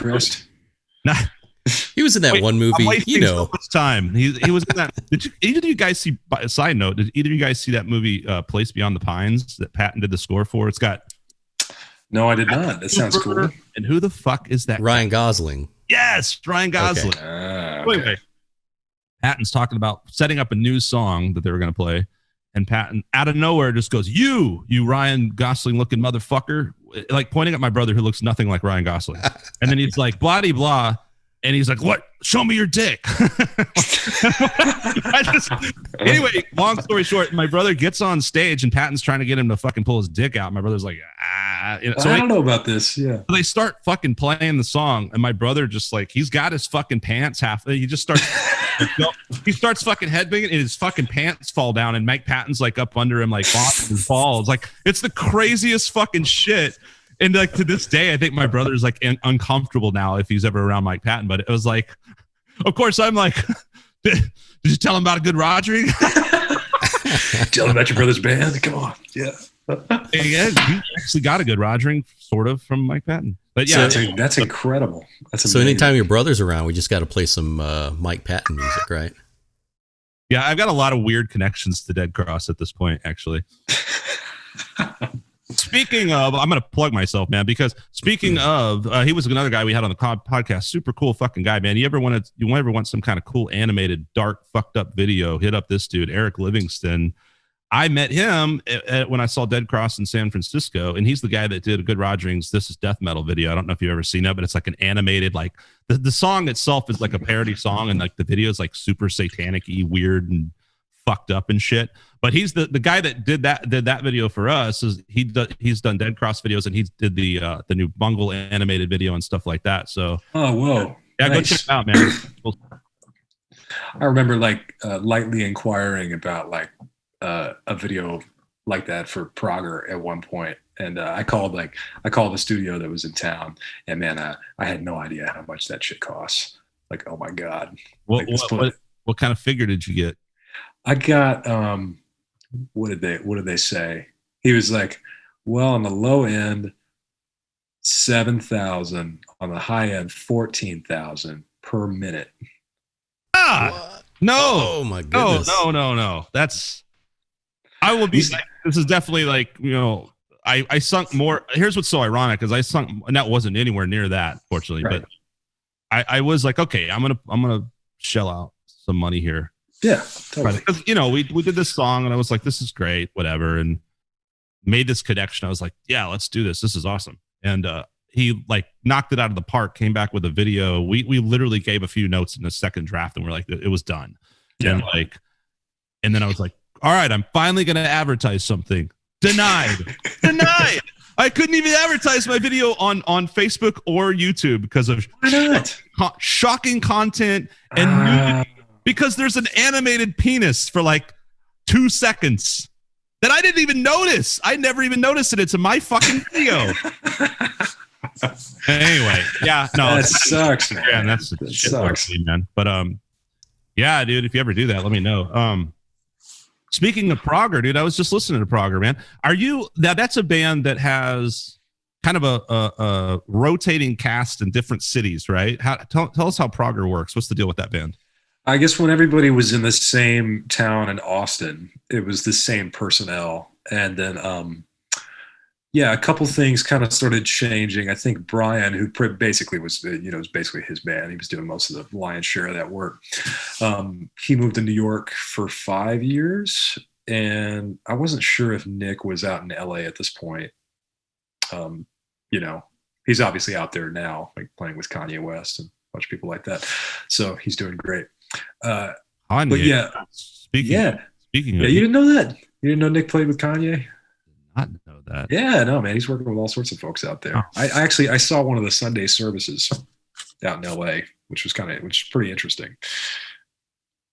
Just like basically a killer gospel band with this is like 100-piece band at like 10 a.m. Some nature preserve in LA, but yeah, man. So as Brian basically, like, this is to my understanding, I'm not speaking for him or saying like this was his plan, but it seems like, he spent about 4 years and a decent amount of money making, a couple of records and kind of starting to build a brand. So since 85% of the music was basically his compositions, he just figured like, well, okay, I'm just not going to stop doing this project just because I'm in a different city. Which actually worked out pretty well, because I think once we started touring more, everybody was busy because everybody was good. So like it would always kind of be like, okay, a little bit from column A and a little bit from column B, whoever could make it.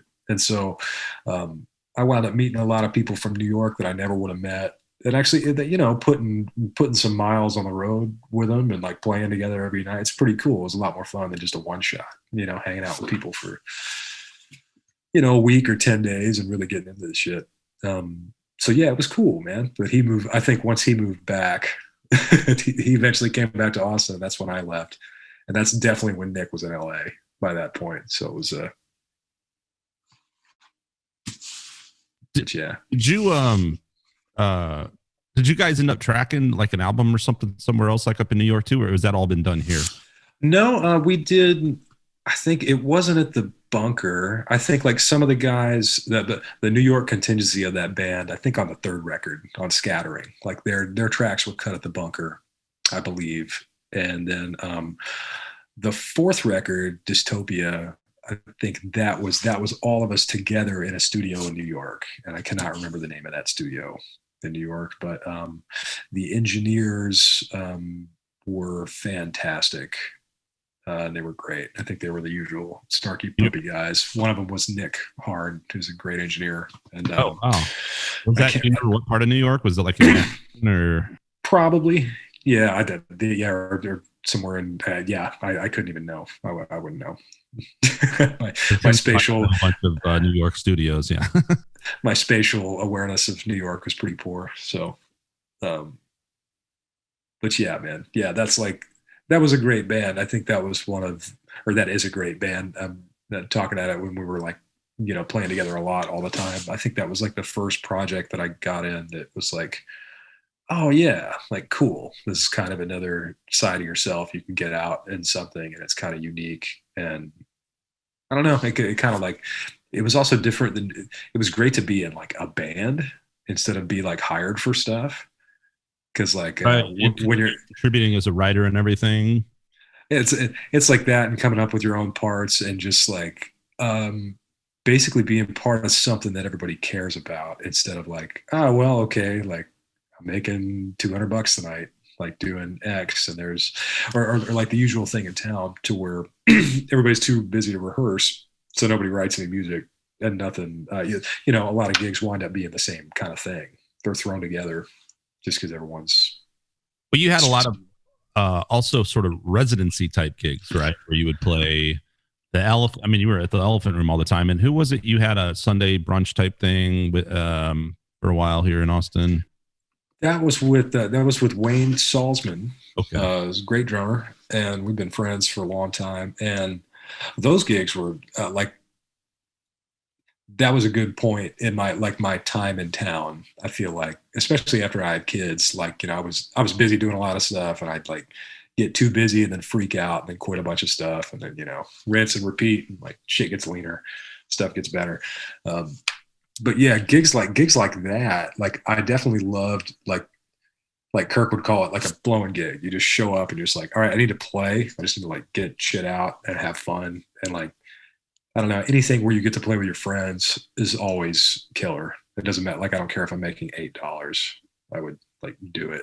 Well, I love those too, because it's kind of like you're seeing these fantastic musicians and they're just kind of you're just flying by the seat of your pants, right? And it's like, because I remember with you and Kirk, I don't know the bass player, but you wasn't the guy from like a UT head of the jazz department or something. Yeah, Fremgen usually. Daniel Durham would do them sometimes too, but yeah, it was usually Fremgen. Yeah, and it was just fun to see and fun to watch. I think it's just fun to watch great musicians be spontaneous, and Kirk, like, so fucking entertaining and much fun to watch. Like that's when I tended to go when you played with him. I'd try to make that usually. And he is definitely a nutcase in the best way. But yeah, and so like I think those musician-y gigs like that, to where, like you're like it's centered around improvising or communication or, camaraderie and listening and stuff like that. I think those situations are killer. And I love those. What was harder is when you'd be like, oh, okay, like, hey, are you free tomorrow for this gig? It's like, yeah, okay, like here's 14 songs and there's no rehearsal. And like, and that's just not you. It's not like you're just a guitar player walking into like a band. That's like everybody in the band. And so it's, it's but it could be very awesome, which was good. But then the other one that I had like right up until, I guess it was the most recent residency that I did in town was playing every week with David Grissom, which made me like way better. Yeah, right. Right? That's awesome. Yeah, that was killer. Because he's just a pretty devastating musician, and like that gig was definitely one that like if you were ever holding back or like you were worried about what you were playing or doing any stuff like that, like it didn't fit.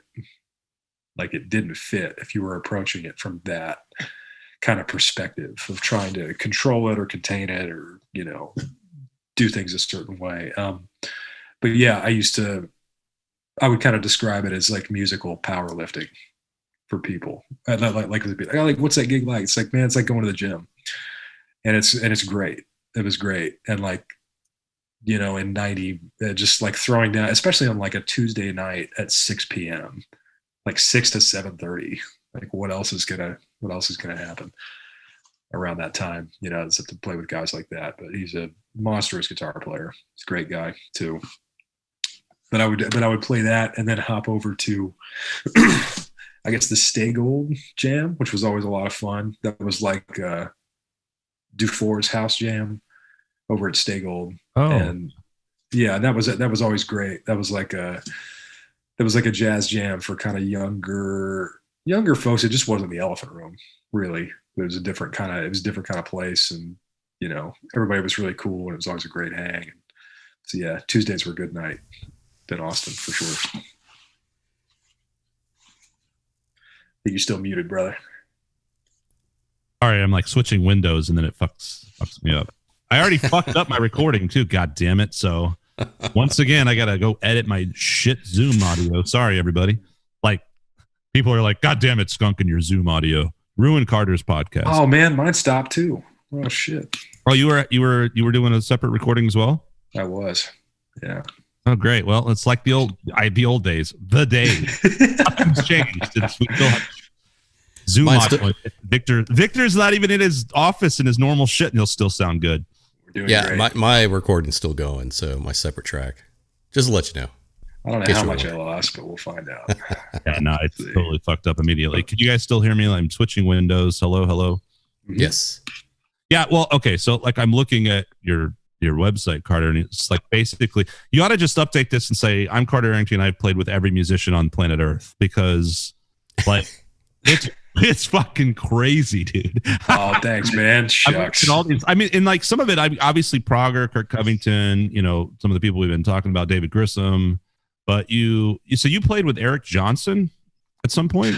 That was like well, because like Wayne and Chris Marsh were playing with him pretty consistently for about 5 years, I think. And yeah, it was weird. Like, and I probably shouldn't have put that on my website. It wasn't like it wasn't like Dave Scher or somebody like actually like, oh, like he's in Eric Johnson's band. So what? You something with Eric Johnson? I'd put it on my website. I know, it's still cool. But yeah, man, we were playing some party. It was like a thing for his like wife's business or something like that. But it was like a quartet or quintet. Like Russell Haight was on it. It was like me and Wayne and Chris and Russell Haight and Eric. And so we're just kind of sitting there like playing a suit gig with Eric Johnson. Awesome. And it was great. And we played like Manhattan and oh yeah, so that's cool. Okay. Yeah, like some of them were his tunes, and like we played some standards and some other stuff that he, like you'd go see him sit in with folks in town, some of that stuff that he would play. But yeah, man, he's a monster musician, and like probably the most humble, nicest guy you will ever meet. Just not an ounce of ego in that dude. Yeah, he seems like I never met him. I used to work right down the road from wherever, like he had a studio or did something, and everybody would be like, "Oh, I saw Eric Johnson today at Starbucks," and like I never saw him, but I met him like a billion years ago when I was a pretty young guitar player, and I took my guitar, or I saw him at a show, and then got my guitar autographed after the show, and he was like super sick but just very, very nice guy. We actually had our last episode of last year was Dave Shearer, and then we were talking about the whole Eric Johnson Duracell thing and all that stuff. His absurd ear, man, he's clearly detail oriented. I mean, you can tell by his playing, though. Yeah. Oh yeah, like his playing is that detail oriented to where it's just like, yeah, okay, like that little stuff matters. So yeah, he rolls with it, I guess, if that's how you're wired. I actually want to come back to some of this, but since we're on that subject, actually, let's talk about gear, man. You have a relatively, I mean, I don't know. Do you have a pretty standard? I always see you with the same guitar. Do you have a pretty standard setup, or does it change depending on the artist and the gig? What are your absolutes, your go-tos? What tell us kind of about your setup? I've been completely lazy for the last 20 years, and it's all pretty much been the same shit for the most part. So like I had a 2000, actually, yeah, it's this guy right here. It's still there. This old red Fender that I've played for a long time. I got that in 2001, I think. And I've been like, that was my main guitar for everything in town for the longest time, mainly because I couldn't really afford to buy anything else. But I had like that, an OK pedal board and a Deluxe until the Deluxe died. And then I picked up, actually, man, Ben from Come and Take It, right? So Ben Davis, he was like, hey, man, you got to meet my buddy Tom who is up there at Brook Mays. Like he's an amp builder, and you should come check out his stuff. And I really needed a new amp, like big time. And I had like $1,000. I had like no money. So I brought this guitar up there and was checking out his amps, and like, so that like kind of cream looking twinish amp that you've seen me play for years, that's this dude's amp. And it looks like a Fender Bassman sort of, right? Kind of, yeah. And man, and that amp and that guitar just like hit it off like big time. It was like, whoa, shit, okay, there's something here. And so then like I had like a real amp, so I was like, oh wow, my pedals sound horrible. Like now that I can hear stuff. And like so that stuff started getting changed around. And then also, man, I started getting some of Chris Versagi's guitars, and so I would kind of swap that stuff in and out, and so I had more instruments that I was dealing with and using more frequently. But yeah, for the most part, it's been this red one and that amp and this name pedals. I want to these Sam Versagi guitars. Mm-hmm. Where's that at? Where is that at? Man, you can. So he's a killer luthier and old buddy of mine, and he lives up in Pflugerville. But you can see a lot of his stuff in town at Austin Guitar House. They've got quite a bit of it there. Okay.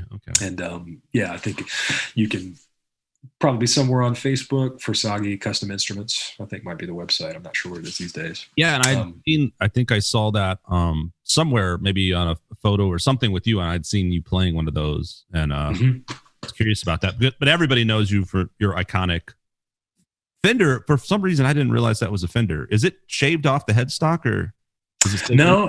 I mean, man, this thing pretty much lived in my trunk for like 10 years in Texas heat. Like I'm amazed this guitar still works. Can we see that guitar again? Yeah, sure. I for some reason I did not realize that's still there. Jesus Christ! I don't know why in my head for some reason I thought you were. I basically have that same fucking guitar, man. What are your pickups in that guitar?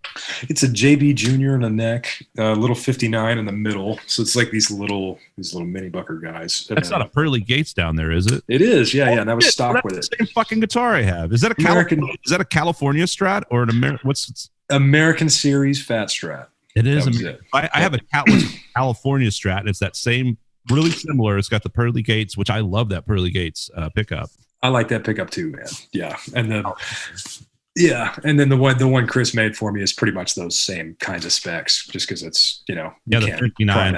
I like that one. Yeah, too. Can't pry that on my hands. But and then what else, man? I got this kind of wicked little amp last time I was in town. That's like it's kind of this tube hybrid thing from these guys in Dripping Springs called Tex Watt, and it's like 100 watts, and this thing's about 5 pounds or something, and it'll run on like 110 and 220 power. And like it has the guts of like a Bassman and a Vox AC30, and you can like mix like the EQs and all this shit. It's got like a bunch awesome, dude. It's pretty fun, man. Yeah, you should meet him.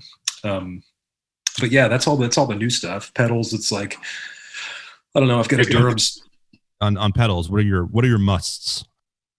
Man, distortion, delay, period. Like that's the most important stuff. Actually, in boost pedals too. I'm used to those now. I feel like for those particular pedals, I feel like starting from like the guitar, first thing is like a Durham Sex Drive clean boost, which can also function as a compressor. I think I just leave it on all the time, pretty much. You can get those at like South Austin Music and a bunch of places like that. They've always got those. But I've got that into an OC2, which is a personal favorite. I love that pedal. Into like an old Buddha wah that I've had for years. Into a BB preamp, which is kind of my light gain sound. And then the BB preamp, it used to go into like a Maxon Tube Screamer, which was like the heavier dirt. And I'd use like my solo tone was usually both of those on at the same time. But I swapped that out for a Duelist. Have you seen one of those pedals? Duelist? I don't think so. Yeah, it's cool. It's got kind of a Tube Screamer side and like a Blues Breaker side, but it screams, man. It's a really nice pedal. And then a like other stuff too, like for sessions and stuff like that. I use a lot of Earthquaker stuff. So like their hoof and their cloven hoof, that's really great fuzz stuff. Their reverb, the levitation reverb, is probably like one of my favorite textural pedals on earth. Like that and their Space Spiral together is one of my favorite like studio sounds that I ever use.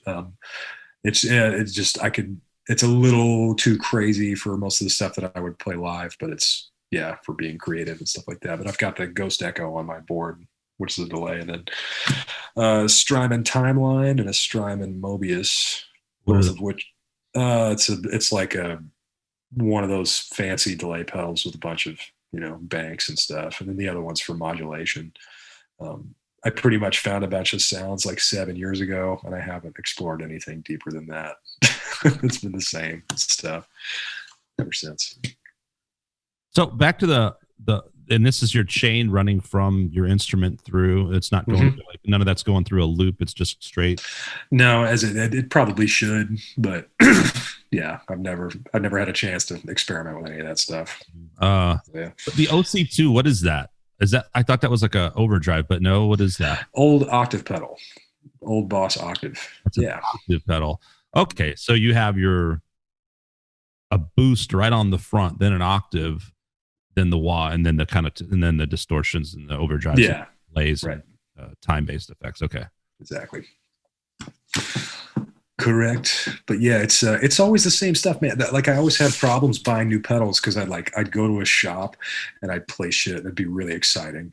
Be like, awesome. And I'd stick it on my board and I would go to the gig and this shit did not do what I needed it to do at all. And so like that happens so many times, especially with distortion pedals. That was just like one. The way it reacts with your amp and your chain. Yeah. And just that room and it's one of those things like in the store, everything's awesome. And then, within 10 seconds, you just put it on. You're just like, nope, not gonna work. And you just like try it for one song and be like, all right, you're going back in the bag. Are you a stickler for anything particular, like strings or cables or any kind of brands, or what strings do you use and what gauge? Oh man, I've been using D'Addario 10s. I've been using D'Addarios like the whole time I've played guitar, pretty much, because I think the guy that sold me the guitar was like, buy these. And I was like, okay. And it was like it was like 9 to 46 for a while, and then I went like 9s to 42s because I was trying to get speed, and then I found out like Greg Howe or somebody played 10s, so I'm like, okay, I better man up, and start playing 10s, and pretty stock 10 to 46 type gauge. Yeah, that's it. Like that's totally it, and I've stuck with that. I've like flirted with going lower. Like I noticed like with 10s, I tend to kind of attack kind of hard too. So like 10s are good for that. At least they're better than 9s. But I notice like if I'm on a guitar with lighter strings, I have like more control. Like a lot of my vibrato comes back and a lot of expressive things that just aren't there as much with the heavier gauges. Yeah, the leap from 10 to 11 is really something, actually. Like I remember going to 11s for a little bit and being like, Jesus Christ, like it's definitely. No, that shit is hard. Like, it's like, it's like effort all of a sudden. You're like, whoa, okay, this is like 3 baseball bats as opposed to 1. What about acoustic wise? What do you play? Man, mostly my wife's Martin D28. And like before that, I had like a beater Takamine, I think, that I played for years. But I've got that, and I've got a Gibson LG1 parlor guitar that's pretty cool.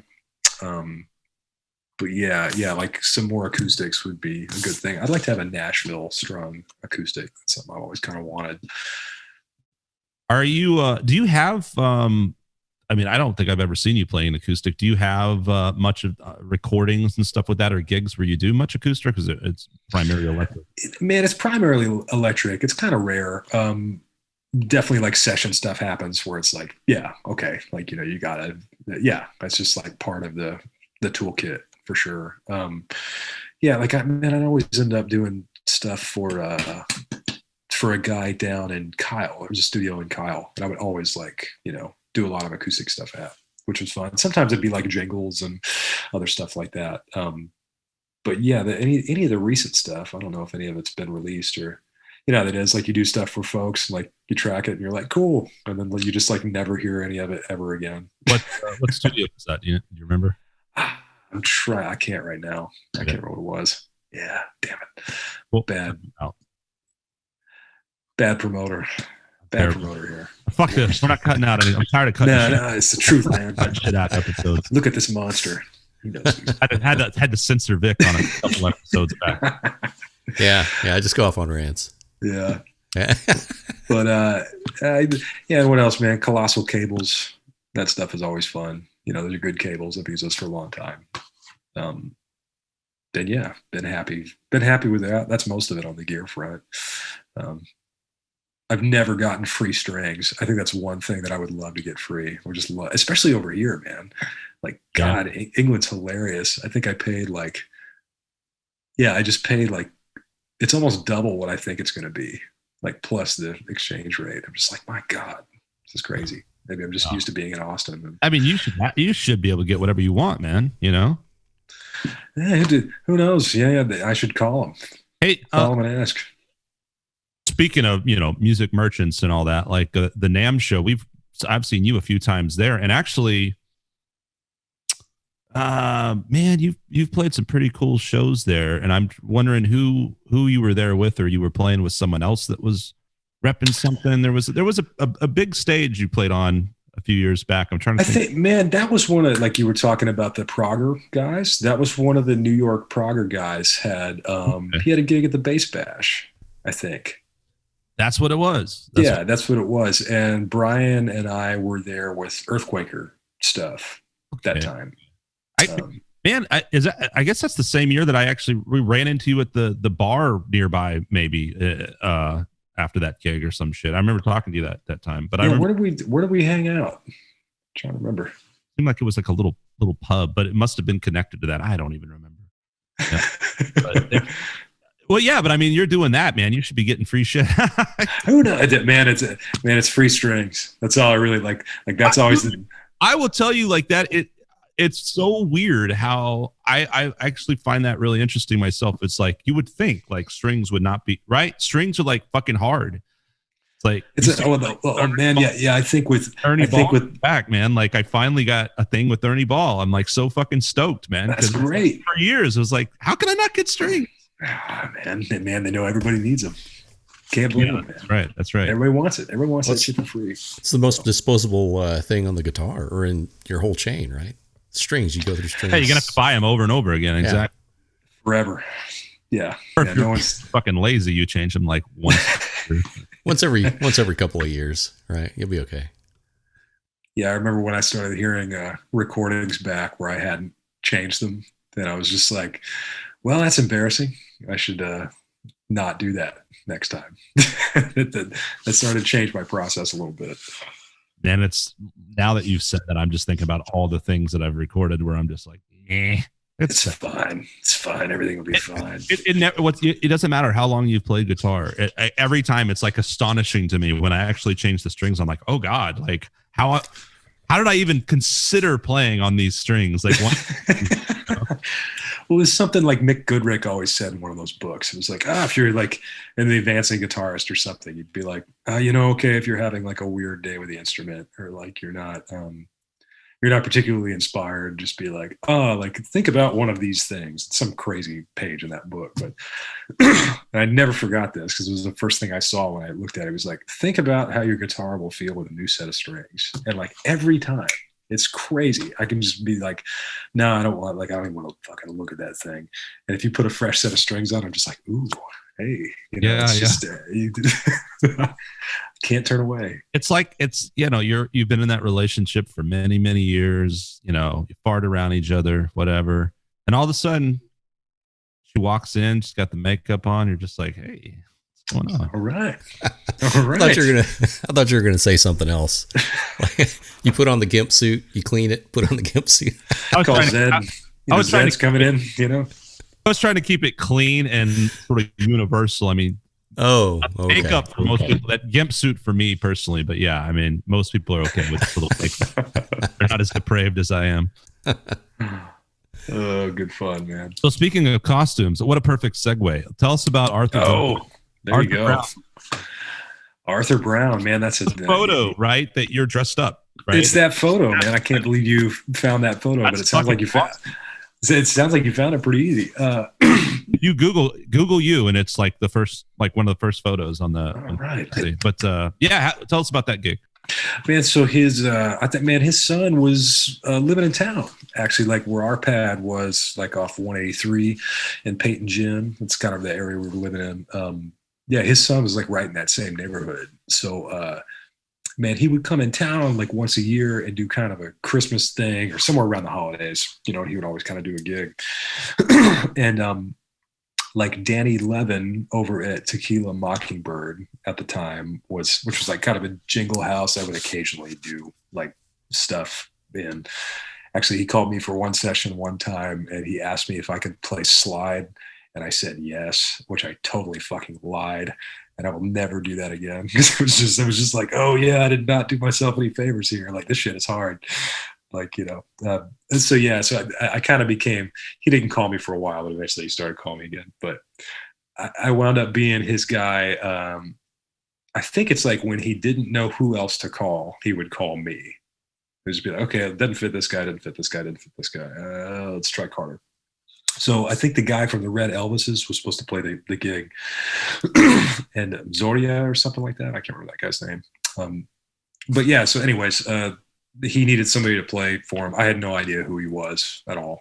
But then, just got these tunes and was just like, whoa, shit, this is some really cool, different stuff. And then when you meet the guy, it's like, oh man, this is insane. Like, you're fantastic. You're great. So for a while, it was just kind of this, it was this thing that would kind of happen once or twice a year. Just around town, we play at the Saxon or we play at like, Strange Brew or, places like that. And then I think one year he just got, into like, some people that could really book stuff. And he did, I guess it was like Psycho Fest 2016 or something like that. Yeah. Was that in Vegas or? That was in Vegas. That was in Vegas. And so, you go from like, it was so funny because I think the gig before that was at like Strange Brew. That's weird. Like, yeah, that's crazy. And so I didn't realize you played locally like that. Yeah. So like we're at Strange Brew and then like the next gig, it's like there's a chick with a fire baton, like in a bikini, just on the same gig. And you're like, wow, all right, that's a little different. So yeah, man, that stuff kind of started happening. And I think after that one festival, they kind of started to book some tours after that. And then we did this past year, which was really cool too. And, that was also in Vegas. I can't remember the hotel that was at though. I got to see Bad Religion though, that trip, which was great. I always wanted to see them. But yeah, man, he's just basically, he's an icon of rock and roll. I mean, that dude influenced Alice Cooper. He influenced Bruce Dickinson. He's from England, right? Yeah.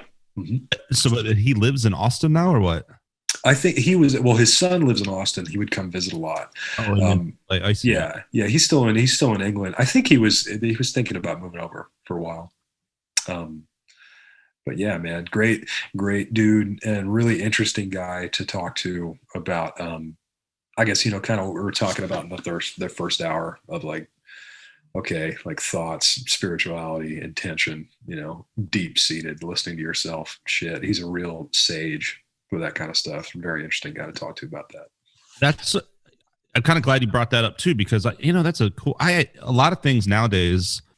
I think some people that really influenced me, it's like beyond music, like Steve Vai. If you ever get a chance, I don't know if you've watched any of his, if he goes live or he does stuff sometimes. And just as a teacher, his philosophy and the way he communicates it, I think is like, to me, more inspiring than just the guitar playing. I mean, he's a great player. He's got the 10-hour workout and all these but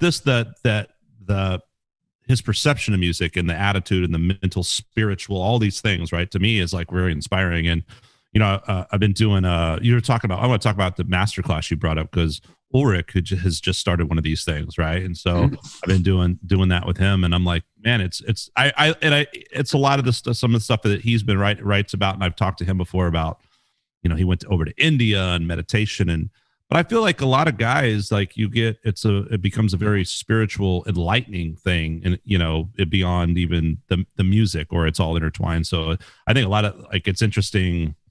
I'm sure it's fascinating to talk to a guy like that, but I love that. I love that aspect of it too. Talking with musicians sometime, and it's just almost like I don't want to say a higher way of thinking, but you know what I mean. It's like they can be very synonymous, the way you view things, and the discipline and whatnot it takes to be at such a level anyway too.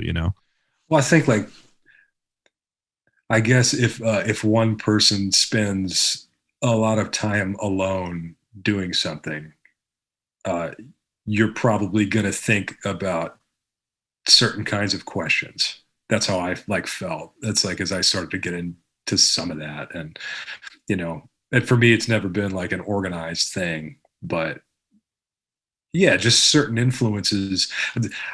I guess, like, I kind of started to realize it's like, okay, shit that I was thinking about, or big cosmic questions, or like big moral questions, or any of this stuff that I would just think about, for better or worse.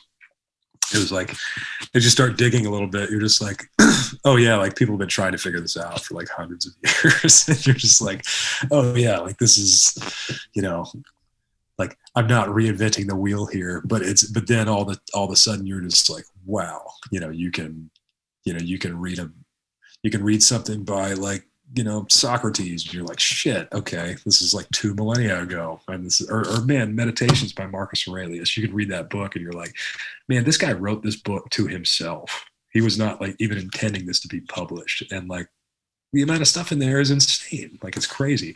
And just, yeah, man, it's fascinating. And I think, like, the more self-awareness that you have, and the more you're, like, digging into something and just being very personally connected to it, yeah, man, I think you start to notice a couple of things about yourself, that's for better or worse. Some people handle that well, some people don't. But yeah, I don't know where I'm going with any of this. I'm just It's nonsensically, like the discovery of universal truths, right, that have been around for millennia, and it's like it is pretty wild to think that it's this constant thing that, what we were talking about earlier. It doesn't matter if it was thousands of years ago or now in the present, where everything in the world has changed in the way, the way we get food and receive information and communicate and all, but the basic fundamental truths of ourselves and our spirituality, for lack of a better way, just I think fundamental universal truths remain constant.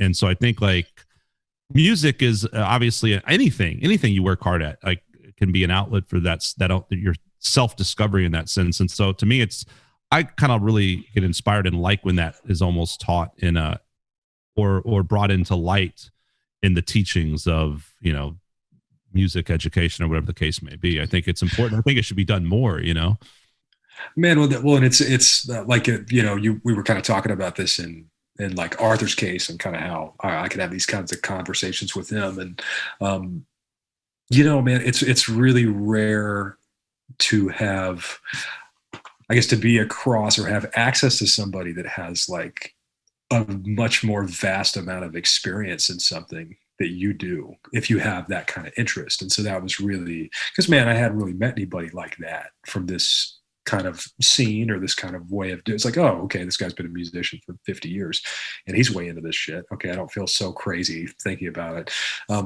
But in some cases, it's like, I notice that, and probably, like, there's been 5 of these people in my life to where, like, okay, like, I could tell that, you sit there and play with somebody, or you talk to them, and you're just like, okay, like, they understand the real shit. They were, like, around when there was something in the air, this, stuff I've only read about, because I was born in 82.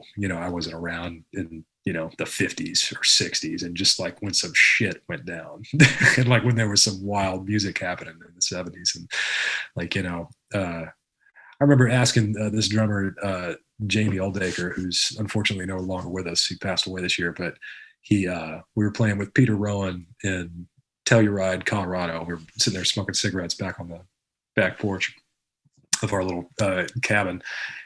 And I think I asked him, I was like, man, how is playing music now different than when it was in, you know, the 60s? Because this guy played with Clapton and, you know, the Tractors and all these, you know, this list of stuff is crazy long.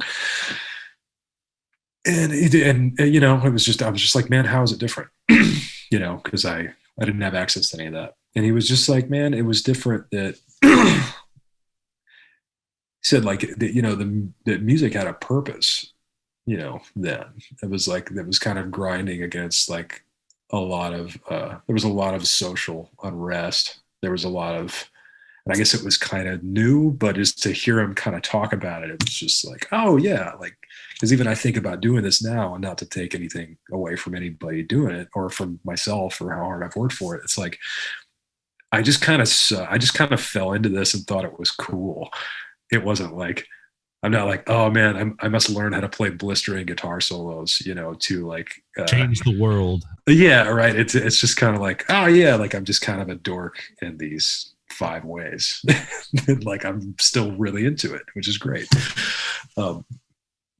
But yeah, man, people like that. Anytime you can just get, I consider myself lucky anytime I got to talk to somebody that like made me understand a micron of stuff that happened, you know, 50 to 100 years ago that I, you know, will never get to experience.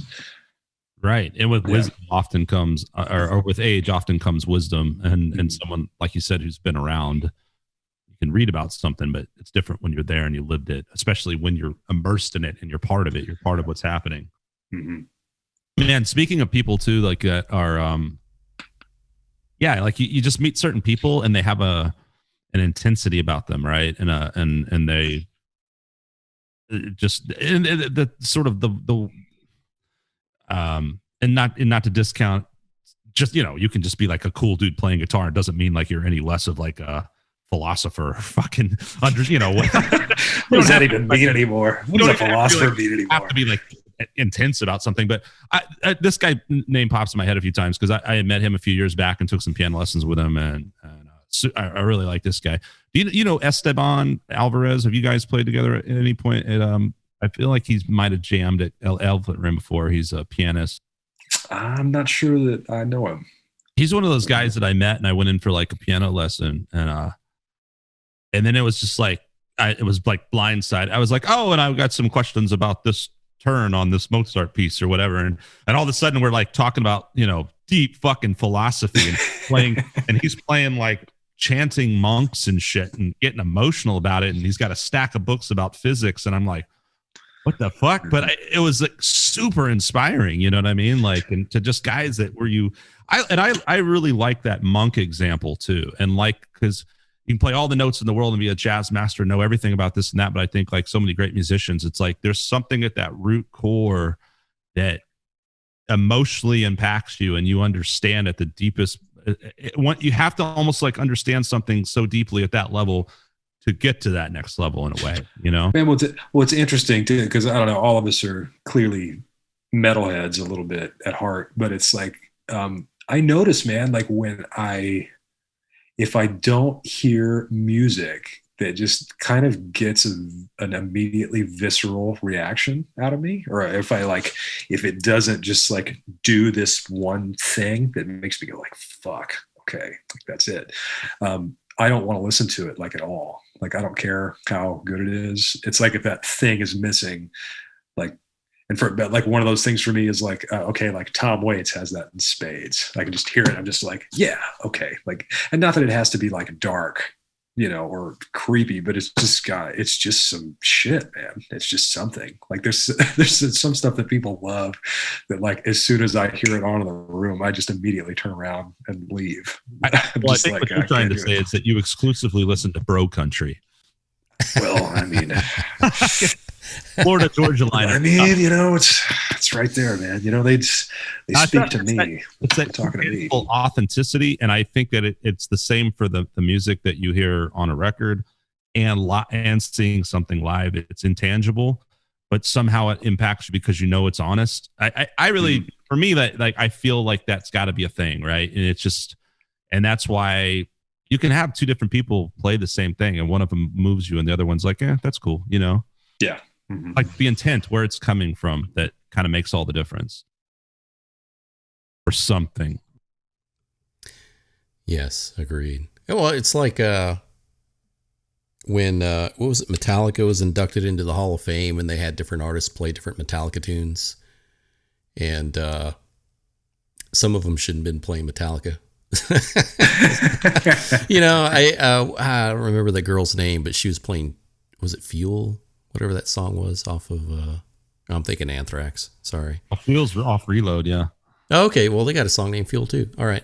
Yeah. So I don't remember who the girl was, but it was just like an awful rendition. Was it like a girl with an acoustic guitar? Like it might have been James Hetfield's daughter.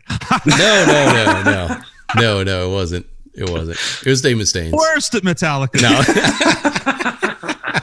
What right do you have to play Metallica? No, it was one of those, I don't know, mainstream, you know, kind of music produced acts. They like just churn them out. Miley Cyrus doing a Metallica album. Maybe. It was something like, I can't remember the girl's name, but it was just like, wow. Same thing I saw. And granted, I mean, sometimes you just don't like people, you know, you're just like, I just don't vibe with this. It's not I just don't dig. And Miley Cyrus for me is just not my thing. And like, I remember she was on SNL and did like "Wish You Were Here," and I was like, "Ugh, this is offensive to me," you know, like didn't like it. Yeah, just man. Sometimes you just have like a violent aversion to something. Yeah, it's that same feeling when people comment and say like Taco Bell's Mexican food, and I'm like, no, or Chewy's is Mexican food. I'm like, no, get away. No, it's not right. It's not right. I mean, like also something I'm noticing as I get older. I don't know if you guys feel this way, but I'm like, oh man, like I'm just a shitty audience member now. It's like nobody, like no one should be asking me about anything. They're like, oh, like what do you like? Like I barely listen to music, man. Like don't talk to me about what band, or stuff like that most of the time.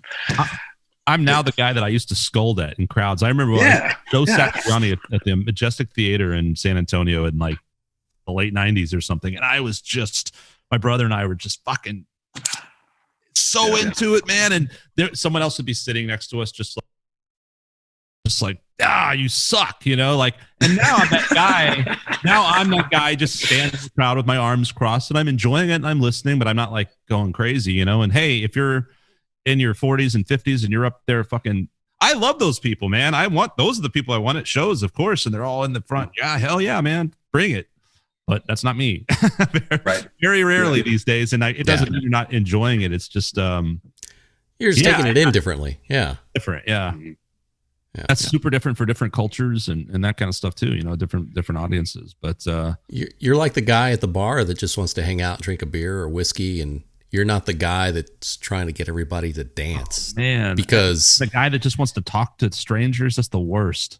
Well, that guy. But no, I'm talking about the other guy all the time when he plays shows and people are just like, you get off stage and you're like, oh no, Skunk's here, he's gonna want to talk to me. Well, at least with the Elephant Room, that's why the smoke break is perfect. Be like, hey man, I'll be right back. Can I go upstairs? It takes like 45 minutes. That's not why it is. It's just you got to get out of the duck. Man, I got to start smoking again. That's a great idea. Yeah, but I loved it. Like that's one thing I loved about the Dirty Dog. Like that never seems to happen at the Dirty Dog. I don't know why. The smoke break?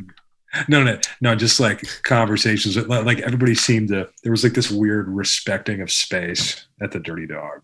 Like I don't know what it was. You'd be seeing a metal band. Actually, man, I saw there like one year at South by Southwest was Conan. You ever heard that band? I hadn't until you told me about them. Yeah, that was it was a great band. Are they European? Is that where are they from? I think they're from Liverpool. Liverpool, okay. Or something. But yeah, it's I don't know. Yeah, don't remember talking to like random people there, or maybe I just maybe part of me just turned less social. like I gave off more cues to where it was just like, oh yeah, just like the guy doesn't want to talk to anybody. I remember I ran into you. I hopped up on. I used to just I played a few gigs with him over the years, and I just hopped up on stage with Bobby Bookout once in a while back then because my brother played bass for him, and I would just get there. And one time I got off stage, and then like in this dark corner, you're like, hey, you know, nice job, Skunk. And I'm like, what? Huh? Oh, Carter. And you were like playing MC Overlord, but you're just kind of off to the side, like hanging back, you know? Just nobody talk to me. Nobody don't even look at me. No, it's that's why you like it was like dark and you like hide in the shadows. Yeah, it was well like man, I remember seeing a South by show at the what was it? Scoot Inn. It was this crazy Japanese band at the Scoot Inn, and they had they had a stunt guitar player who was behind a curtain. You know, like they had a curtain like sitting there, and it was like another dude playing guitar behind the curtain, and there was like, you know, that it was a power trio out front, like doing the thing. Wow. Nice. But he was live, but he was just behind a curtain. And like, yeah, I was just like, oh, that's great. Like, that's perfect. The dude's just like doing his job. Well, are you one of those guys where you're like, I don't want to be the center of attention, I just want to play music? Or man, I did not like pick up the guitar to like be a rock star or like even to play live. I never even thought about it at all. It was just like, oh fuck, I'm really interested in this. This is really cool. And I just want to do this as much as possible. I mean, that's part of the reason I moved to Austin though, because I was definitely bad at like gigging and playing in bands. I was going to ask, like, because you had been all to these different places, and then what landed you in Austin? Man, I went to Belmont for a semester in Nashville, and I hated Nashville. Couldn't stand it. Why? And it just didn't. We were talking about that physical aversion thing. You're just like, yeah, like this just doesn't, like, no matter what I do, this place is never going to fit me. This is not going to work at all. And, you know, not that I had a good reason, but it was just a gut feeling. So yeah, I went to, my best friend lived in Austin, and I was like, well, I'll just go to UT and, you know, get a degree in jazz. Cause that's kind of what they were trying to, like, I was in a commercial music degree at Belmont, but it was just a jazz degree. They were just trying to get you to play jazz. Had a great combo coach though. It was Chester Thompson from Weather Report. That shit was badass. Oh, wow. He was awesome. Do you ever regret though, like leaving Nashville because maybe you could have kind of gotten in the Nashville songwriting world and maybe written for bands like Florida Georgia Line and stuff? I mean, you know, there's a few things keep me up at night, Scott, but I mean, you know, I look at the old tank top I used to don, and just you could have been working at theater. You could have been writing those modern day hip hop rock country. You know, I just picture a moment to where like, you know, it's a montage, and like I walk out in the garage, and like there's a dusty set of weights. You know, like that tune comes on, and I like just throw the, you know, rip the sheet off the weights, and then I'm, you know, working out on your four-wheeler, go down to the river, crack open a Lone Star. Man, and you know, when I come back from my junior year that fall, it's going to be awesome. I'm just going to be in killer shape. Oh man. But yeah, I totally sucked at playing gigs. And so I was like, okay, there's a lot of live music in Austin. My best friend's there. It'll probably work out. And thankfully it did. I think I had more experience in Austin in 6 months than I had like ever previous. What year did you come to Austin?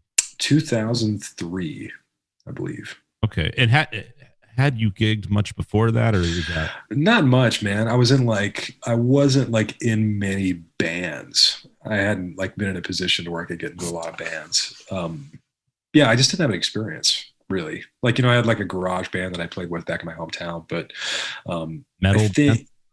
Like, you know, man, we played like Alice in Chains and Sabbath tunes and stuff like that. Yeah, like it, you know, it was cool. And I think like, yeah, probably around the age of, you know, 15, 16, 17, 18. That's probably when I think we maybe would have gotten more serious about it. But yeah, so anyways, like, I think I was just like, I could have just had too much education in some ways. So I think like in lieu of getting like, oh, like, cool, I should just like go play with a band for 6 months and then I would figure all this shit out.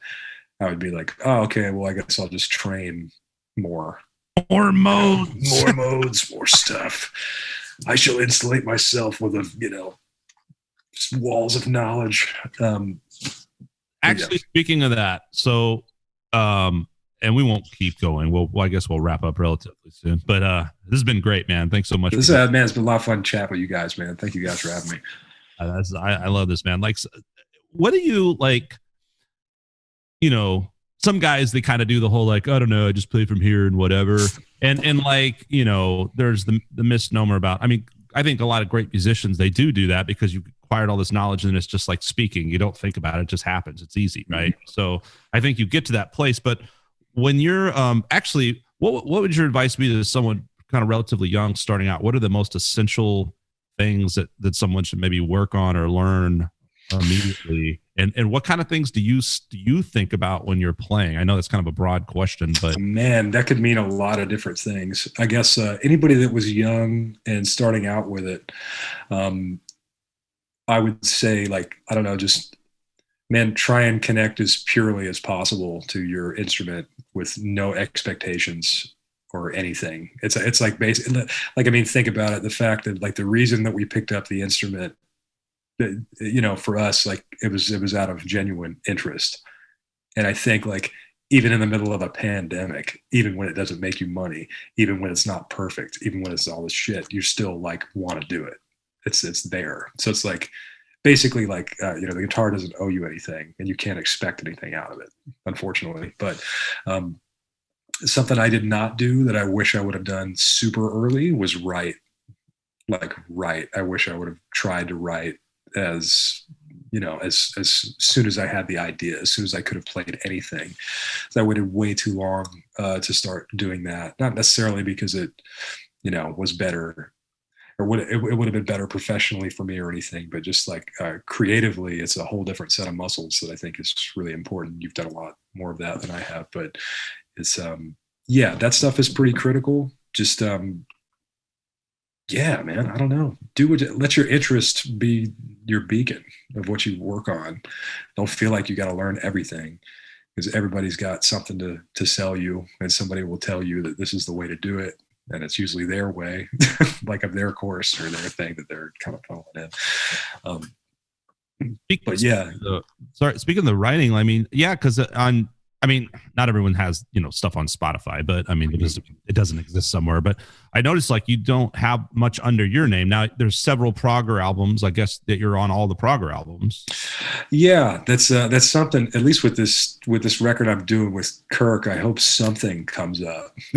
As I noticed that in iTunes, I was just like, oh man, this is just a bunch of random stuff I've played on, except for like, the Do4 records and stuff like that. Like that stuff is cool and fun. So speaking of Kirk, are you on, man, I was listening to some of his stuff, like some covers of like Billy's Bounce and a few and they're just fucking killer, man. Are you on some of that stuff or no? Yeah, that's probably it. I don't know which record that was on. Yeah, it's really cool. Yeah, thanks, man. No, that's but yeah, man, the track you sang on is, it's coming out great. Dude, thank you so much for having. I didn't know if that was something that was gonna, be talked about or not, but that I cannot wait to hear that. Is it a full album that you guys are doing? Yeah. It wound up being that way. I don't know how. It's so cool, man. I love it. Thank you for having me on it. It's amazing. And oh man, thank you, killer, dude. Is that your Bro Country debut? It was yes. Yes, it did. Carter hit me up for that twang and my rapping ability. I do the little guest rap on it. Yeah. Oh, the guest rap. Okay. Yeah. I wanted those vocal scoops that you do. Those things that let's go. But yeah, man. So I'm hoping after that. Maybe when that stuff comes out, people will type my name in and it will be like stuff. Oh yeah, like okay, that's good stuff to come up. I don't know. I've never known how any of that stuff works, so it's funny. Is that what's the name of that project? I don't even know if we've got a name for it yet. It's one of those. It's one of those things. Yeah, so we'll see. But it's sounding mean though. It's been exciting. That's been something to like. I don't know. I think that's probably the hardest I've worked on anything. And that was all you and Kirk? Who else is on that? Man, Kevin Scott did some bass on some of it, and Fremgen's on a couple of tracks. Tadrian Farad's on a track, I think. And yeah, so like there's cameos and stuff like that people kind of filling stuff in. But yeah, I mean, man, mostly it was the two of us. You know, I had like kind of 2 tunes that I brought in totally from the ground up, and then one that I did a whole lot of writing on. I think like pretty much there was like a riff in his drum track, but I pretty much wrote everything else around it, which was cool. But and was this all tracked during this whole pandemic, or was this tracked prior in a studio somewhere? Some of it was happening beforehand, and then like once I was over here, we kind of got in a remote process that was a little better. You know, it was like it was the first thing that I had to be like, oh, like I have the capability to record at home, and like now I need to like deliver things of a certain quality or like better quality than I currently had at the time. Right. You kind of have to go, well, I can't just sort of like send, here's my idea demo. We'll do it for real later. Right. I can do my tracks now for real. What do you use recording wise? What is your setup? Man, I've got, what do I have? I use Logic. Just because it was the cheapest DAW and the only one that I had. It's kind of the one I learned on. So I've been pretty happy with that. Yeah, Logic's great. Yeah. Although, you know, my vast Logic knowledge has made me forget to record half of this conversation. So we'll see how that'll. Isn't it great that you and I are like the musicians who like do this? And like we've both completely botched our recordings, and Vic's just like, oh, I downloaded some free software, and he's gonna sound like a fucking $1 million. Man, and this is like the second time this has happened. I was just like, man, I cannot. Like, there's no way it's gonna mess up. It's all that voiceover training that's like, yeah, okay, here's what I got to do. That's right. Button, no, like you stop. should see, like when I get these tracks. Oh man, Vic, I won't go down this road again. But I've been like Vic's is he'll just send me the track, and it's like. And then like mine has like 75 plugins on it. Like I'm like trying to make myself sound, you know, better. You got to do it. I mean, man, control what you can control. Right. It's one of those things. No. Or fuck it up like we just did, but it's cool. Yeah. No. It was honest. Right on the next. Sorry. It was on it. I really had high hopes for this first 2020. Let's do it. Okay. At least we've had a good conversation. It's over. This year's garbage. It's trash now. All right. Take 2. We're going to do this whole 2.5 hour podcast over. Okay. You guys ready? Okay. Restart. Ready. Yep. Ready. I know it's like 4. Good. It's only like 4 a.m. where you're at anyway. It's like 10:30, man. It's not too bad. Oh, no problem. Not too bad. Yeah, not too bad. Not too bad. But yeah, it's the prime drinking hours, right? Because it's like 9 o'clock. You should be blitzing right now. Closing. I know it's over, but man, like you said earlier, Victor, the bar's at home now. That's like that's right. Yeah, it is at home, so that part's good. But yeah, so like working on the Kirk stuff. Like I've got Logic. I've got an Apollo Twin Duo, which I barely know how to use. Like I know it's got good stuff in it. I don't really use much of the plugins or any of that stuff. But I've got that. I've got a Kemper, which okay. So you're going straight at Kemper. Yeah, which is pretty good. Like I guess I've got a little Labs direct box in front of that, and I'll capture the direct signal with that. But it's pretty low tech, man. It's pretty caveman, you know, compared to most people's home setups. But I've kind of been not having a real office since I moved over here. Like I had like a nice room and stuff back in Austin, but we're having work done on the house this coming summer, I think. So once that's done, I'll actually have like, okay, you're in a space to where you can start to build some of this stuff up. But yeah, it's had to be mobile, which actually was was really good. It's been a really good habit for me to get into that. Like going to London for like a week or two and having to figure out, okay, like what's all the shit I need to bring with me to still be able to track or work or think about this stuff or write. Yeah, well, it's so nice nowadays too. You got a little interface that you can just like put in a backpack. You know, you don't have this like, fucking rack mount of gear. You know, unless you're Dave Shearer. But like, he was showing us his studio with like. Have you been over there? And he's got like. I mean, man, Dave's got great tone. His tone's great. If it works, like, don't fuck with it, man. I love it. It's having it's all Duracell driven. That's the thing. Yeah. Oh man, but yeah, let me see like other things for people coming up now. Yeah, just shit, man. That's a tough one. There's a lot to think about. Like, actually, like I kind of wonder, like if I was coming up now and interested in guitar, like I don't know if I would pursue it the same way. It's weird. It seems like when I was 12 and the kind of time that we were growing up in, yeah, it was like a no-brainer. It was the only thing that I wanted to do. But there was no like internet.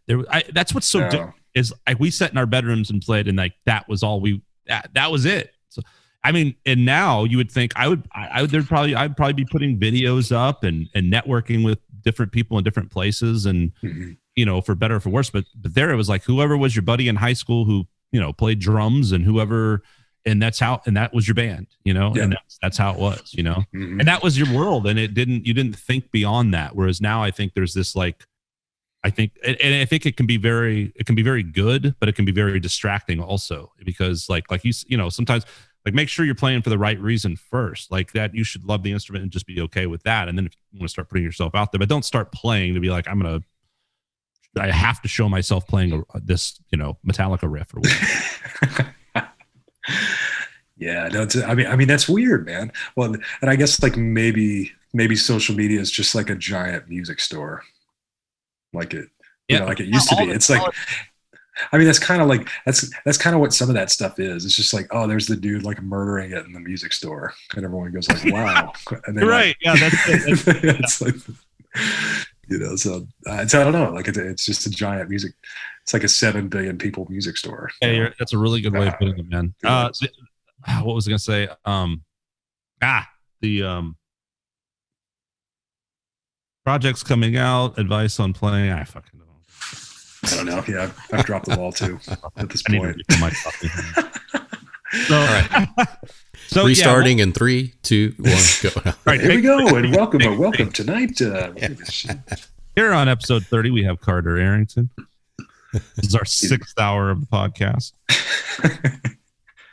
Can you please unchain me from this radiator? I'd like to go home. Yeah, please let me turn the lights off. There are 4 lights. Well, yeah, man, we're looking forward to the new stuff, obviously, and then it'll be great when to see you back in the States on tour. And man, I sure hope I can get over to England again and do you know, something at some point too, man. It'd be great. Come out to Stonehenge and say what's up. Man, come hang out, man. We'll go do some druid shit. It'll be fun, man. And I've never been to London. It's crazy. I was over there 3 times and never went to fucking London. How ridiculous. You gotta do it. It's man, it's pretty cool. Like I don't know, it's expensive, but it's cool. It's worth it. There's a lot of, and I mean, I barely scratched the surface of what's there. Like it's insane. There's a lot. So, but yeah, it's good to be like a new guy in town trying to discover stuff instead of like somebody that's been in town like 40 years being like, oh, you should have seen this shit in the 80s. It was so much better. Right. I used to play with Stevie Ray Vaughan. Austin's not what he used to be. He used to play right there, man. He used to play right fucking there. Man. He just I used to drink beers 2 feet from him. Yeah. But cool, man. Well, so CarterArrington.com has I guess a decent amount of information about you. I know it's got a lot. I mean, we'd be here all night if we talked about all the different people you've played with. We, you know, touched on some of them, but last thing, you know, we were talking about the lessons and stuff, and you mentioned something about a master class. So tell us what's going on with that. Oh man, I'm doing this. I'm doing a 6-week master class for these guys, the Roth Academy here in England. They asked me to do a 6-part series on rhythm techniques, which I've never really done before. So that should be kind of cool because I definitely got an interest in all that stuff, but I've never like tried to teach something like that exclusively. So that should be pretty cool. That should be fun. And then, you know, the True Fire thing I did was more like improvisationally based. So that was more about those kind of concepts. So but that starts in February. I think the first week of February. That'll go like to the second week of March, I think. Is that like an online thing people can sign up for, or? I think it's like rothacademy.com or roth-academy.com. There was a post I think he put up somewhere. It's somewhere on my Facebook I think I'm a shitty self-promoter. If you haven't Well, noticed, I think I've had zero agenda. It's like, yeah, I was on this record. I think it's called this. Yeah, it's just awful. What's the name of that band? I don't know. We don't have a name. We don't have a name. It doesn't really exist. I'm just trying to sound important right now. You're busy, man. You don't have time to promote. That's the thing. Like promoting shit's a fucking full-time job, man. I hate it. And but I often feel that way where I'm just like, well, I do this and that, but you know, I got to spend time to put it to like even make it known that it exists, you know? Well, man, like as somebody that like has to wear a lot of hats and it kind of, you know, cause like, you know, your band, you're like running stuff. What's like, I don't know, what's 3 things that you wish you knew about self-promotion 10 years ago? Oh, that's a really good question. I need to think on that and write a book about it, because I think it's, you know, if you want someone that's like, I actually feel like, you know, because we all, you start playing a guitar, you start playing an instrument, you want to be in a band, That's great. But you have no idea like what you're sort of in for. So some people like get lucky and have a leg up, or maybe they have somebody in their circle or, you know, that kind of understands a little bit about business, and because it's a lot for one person to take on and kind of learn on the road of hard knocks, you know, because you have to understand like that's an aspect of it. And I think that you know, in a perfect world, like the delegation of tasks, right, and having people that can kind of run certain things, because it's exhausting for one person to kind of do it all, you know what I mean? I think that's it. Just sort of knowing, like you said, right, with Arthur, right, like whatever, something happened and he got some kind of good booking going on, right? So I mean, did he do that personally? You know, don't know. Yeah, but you know, maybe, but maybe not. And so I think building a great network, right, and having people that you know are interested in that, and that's the irony, I think, of like being older now. I feel like when I was younger, if I had, I don't know, if I had as much kind of going or insight or motivation or whatever the fuck back then, I had a lot of like friends around me where it was exciting, and they would probably be, yeah, what can I do to help? Nowadays people are like, dude, I got a kid, fuck off, you know what I mean? So it's almost like a lot of it is just an awareness of how much you're gonna need to delve into. Well, and anybody starting things up, man, I'm like, I always just say like, get your ground level stuff set up, and you know, first, don't get around to it later. That way when you start moving, it's like that's there, you know, you don't have to. Right. So I just think there's kind of a system that I'm not gonna, you know, rant on about. That's a really good question, actually, you know, and I think that's a course in of itself. I think for aspiring musicians is you know, beyond the playing, right? How to be in a band, how to run a band, how to operate a band, all that kind of stuff, you know? Yeah. I mean, man, I think it's interesting. Just cause I mean, that's certainly not like, it's not one of my strong suits. I'm not terrible at it, but I even think about something like social media. Like, you know, I hate doing social media. I don't like posting things and doing that stuff. If it was up to me, I wouldn't do any of it. But it's like, I feel like it took a lot of time to figure out, okay, can I do something in a way that doesn't bother me? And it's like, yes. Okay. Like, so I guess what I can do is like kind of chronicle stuff that I'm working on, things I'm trying to get better at, you know, stuff that's educational, anything live is cool. And all that stuff I feel pretty good about, you know. But yeah, it took like forever to figure that out. You know what? I think back to your question, there's so many platforms and they just keep coming and they just keep coming. And one thing's relative to one generation, and now everyone's on TikTok. Find whatever works for you and fucking use it. And don't worry about trying to be on too much shit, you know, because I think it's overwhelming. And but I think for like guys like you and what you do, it's probably like, you know, Facebook, YouTube. I'm sure you've got a YouTube channel. You can put little mini lessons or like, right? Where would people go to find you on YouTube? Because I'm sure you've got some good knowledge on there. Yeah, right? I've got some stuff up there.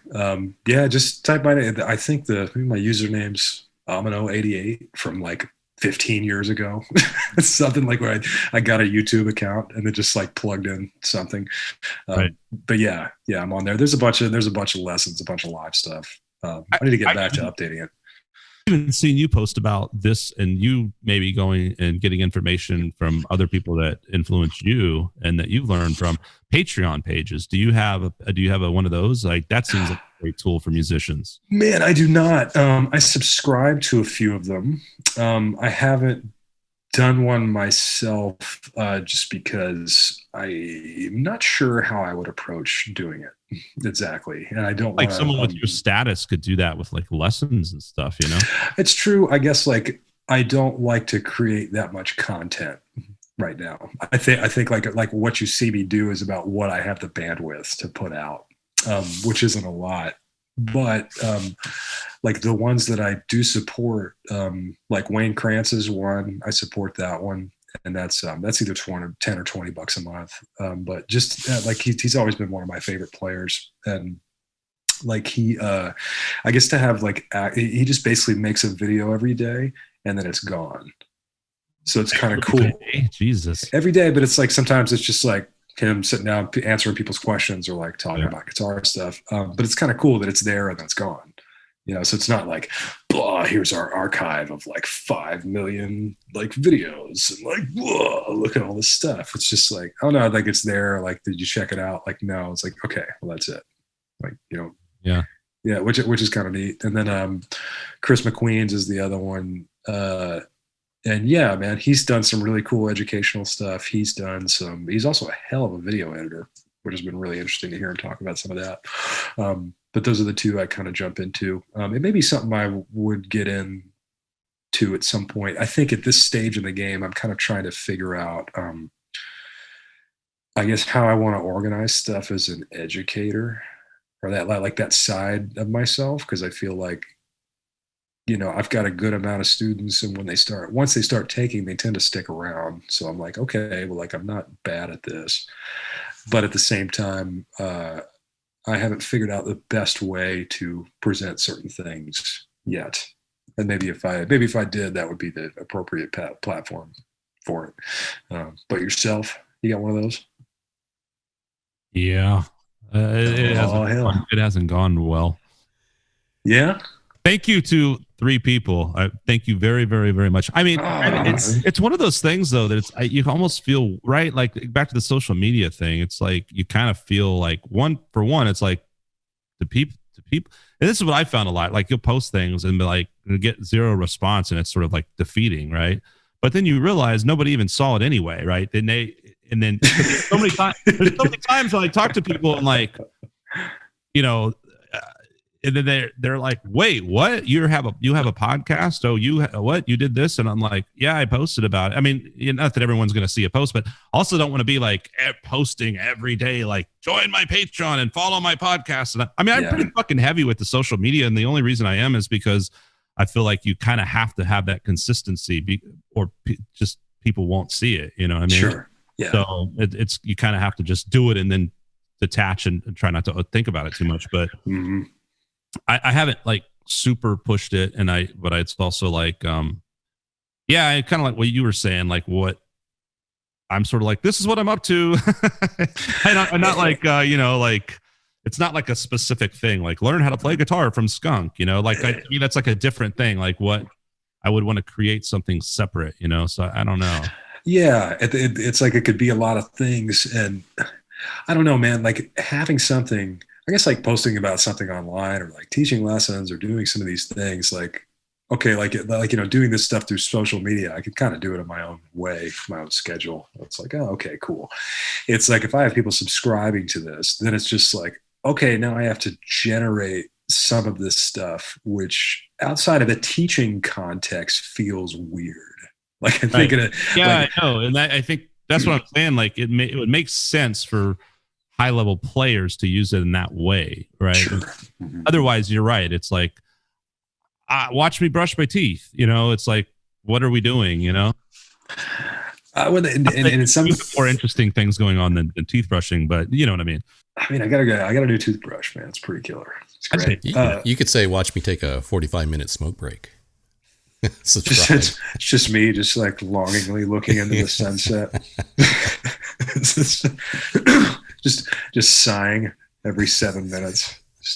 I honestly think kind of a brilliant YouTube video. To be honest, can you just film yourself smoking a cigarette for 5 minutes, and I'm going to take that footage. Let me know what you want for it. That's going to be my next video. This is going to be you smoking a cigarette. Okay. I'll do it. Like, that's as good as anything I've ever put out anyway. So, I mean, I'm flattered that you're interested. Big time. Yeah. But yeah, man, like the Patreon thing, I think like, I don't think I have the numbers for that kind of thing. And I think if I did, well, I mean, I don't want to say I don't. Like, I think some people would be interested and they would probably support it. I think it would just, I don't know, man. It put me in a weird space. It would put me in a weird space because then I would, and I don't know, like some people are just natural with that. They're just like, oh yeah, okay, I would do this. Yeah, you've got to be really like doing gung ho about content. And yeah. I find myself back and forth in that world. It's kind of exhausting sometimes, but like, especially when you're really actually working on a lot of stuff and you're like, oh God, I got to make a video too, you know? But like, yeah, yeah, that's why I like, you kind of like need someone else that's just like, can you just have a camera on me so like you can just put shit up? And that's my advice to people. Have someone film you all the time and put shit online about you while you do things, and then it'll work out. You need to hire an intern. That's like, yeah, dude. There you go. Yeah, get a camera intern. All that good stuff. Well, I mean, dude, I imagine Kirk's even worse at social media. How are you guys going to promote your record? I don't know, man. Who knows? Who knows? Anybody knows. That's not saying much, but I'll get 3 people to listen to it. I have three people to listen to it.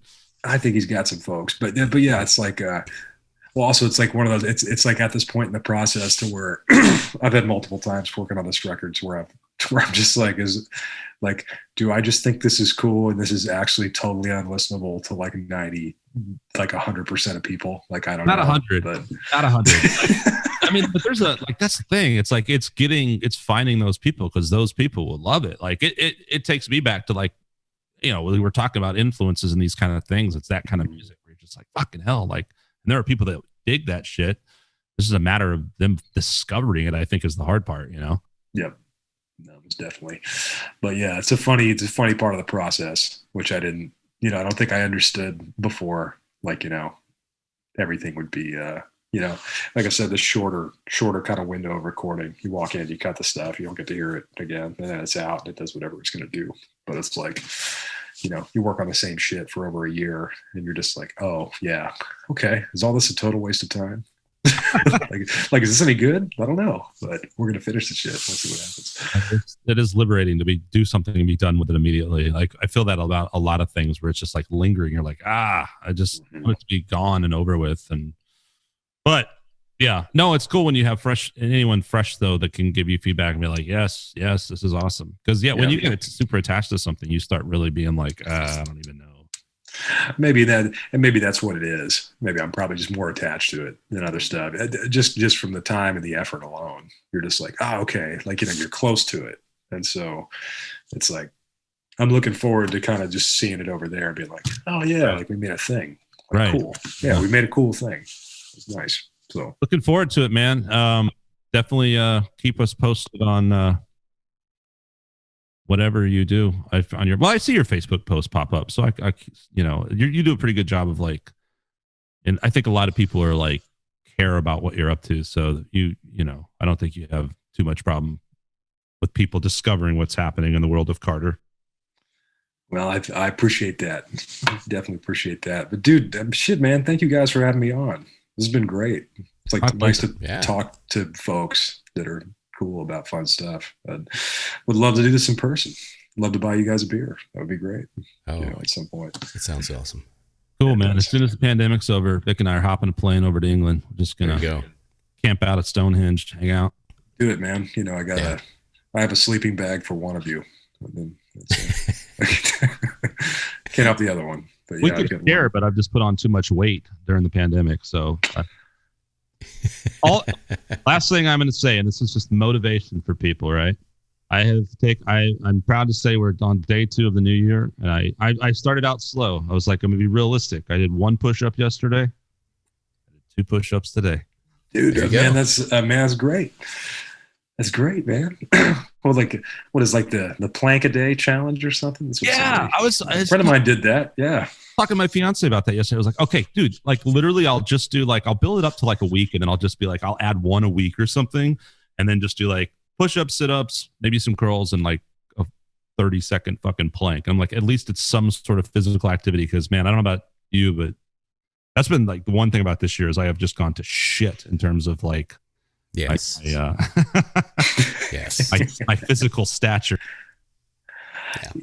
It's a tough one. It's a tough one to keep intact, man. I don't know. We changed our diet drastically, and so it's worked. It's weird. I haven't like exercised in 4 months, but I've like lost 35 pounds. Jesus Christ! Seriously? Yeah. No, it's you don't look different. I don't ever. There was never a time where it was like, oh, remember Fat Carter? Like people can go, oh, remember.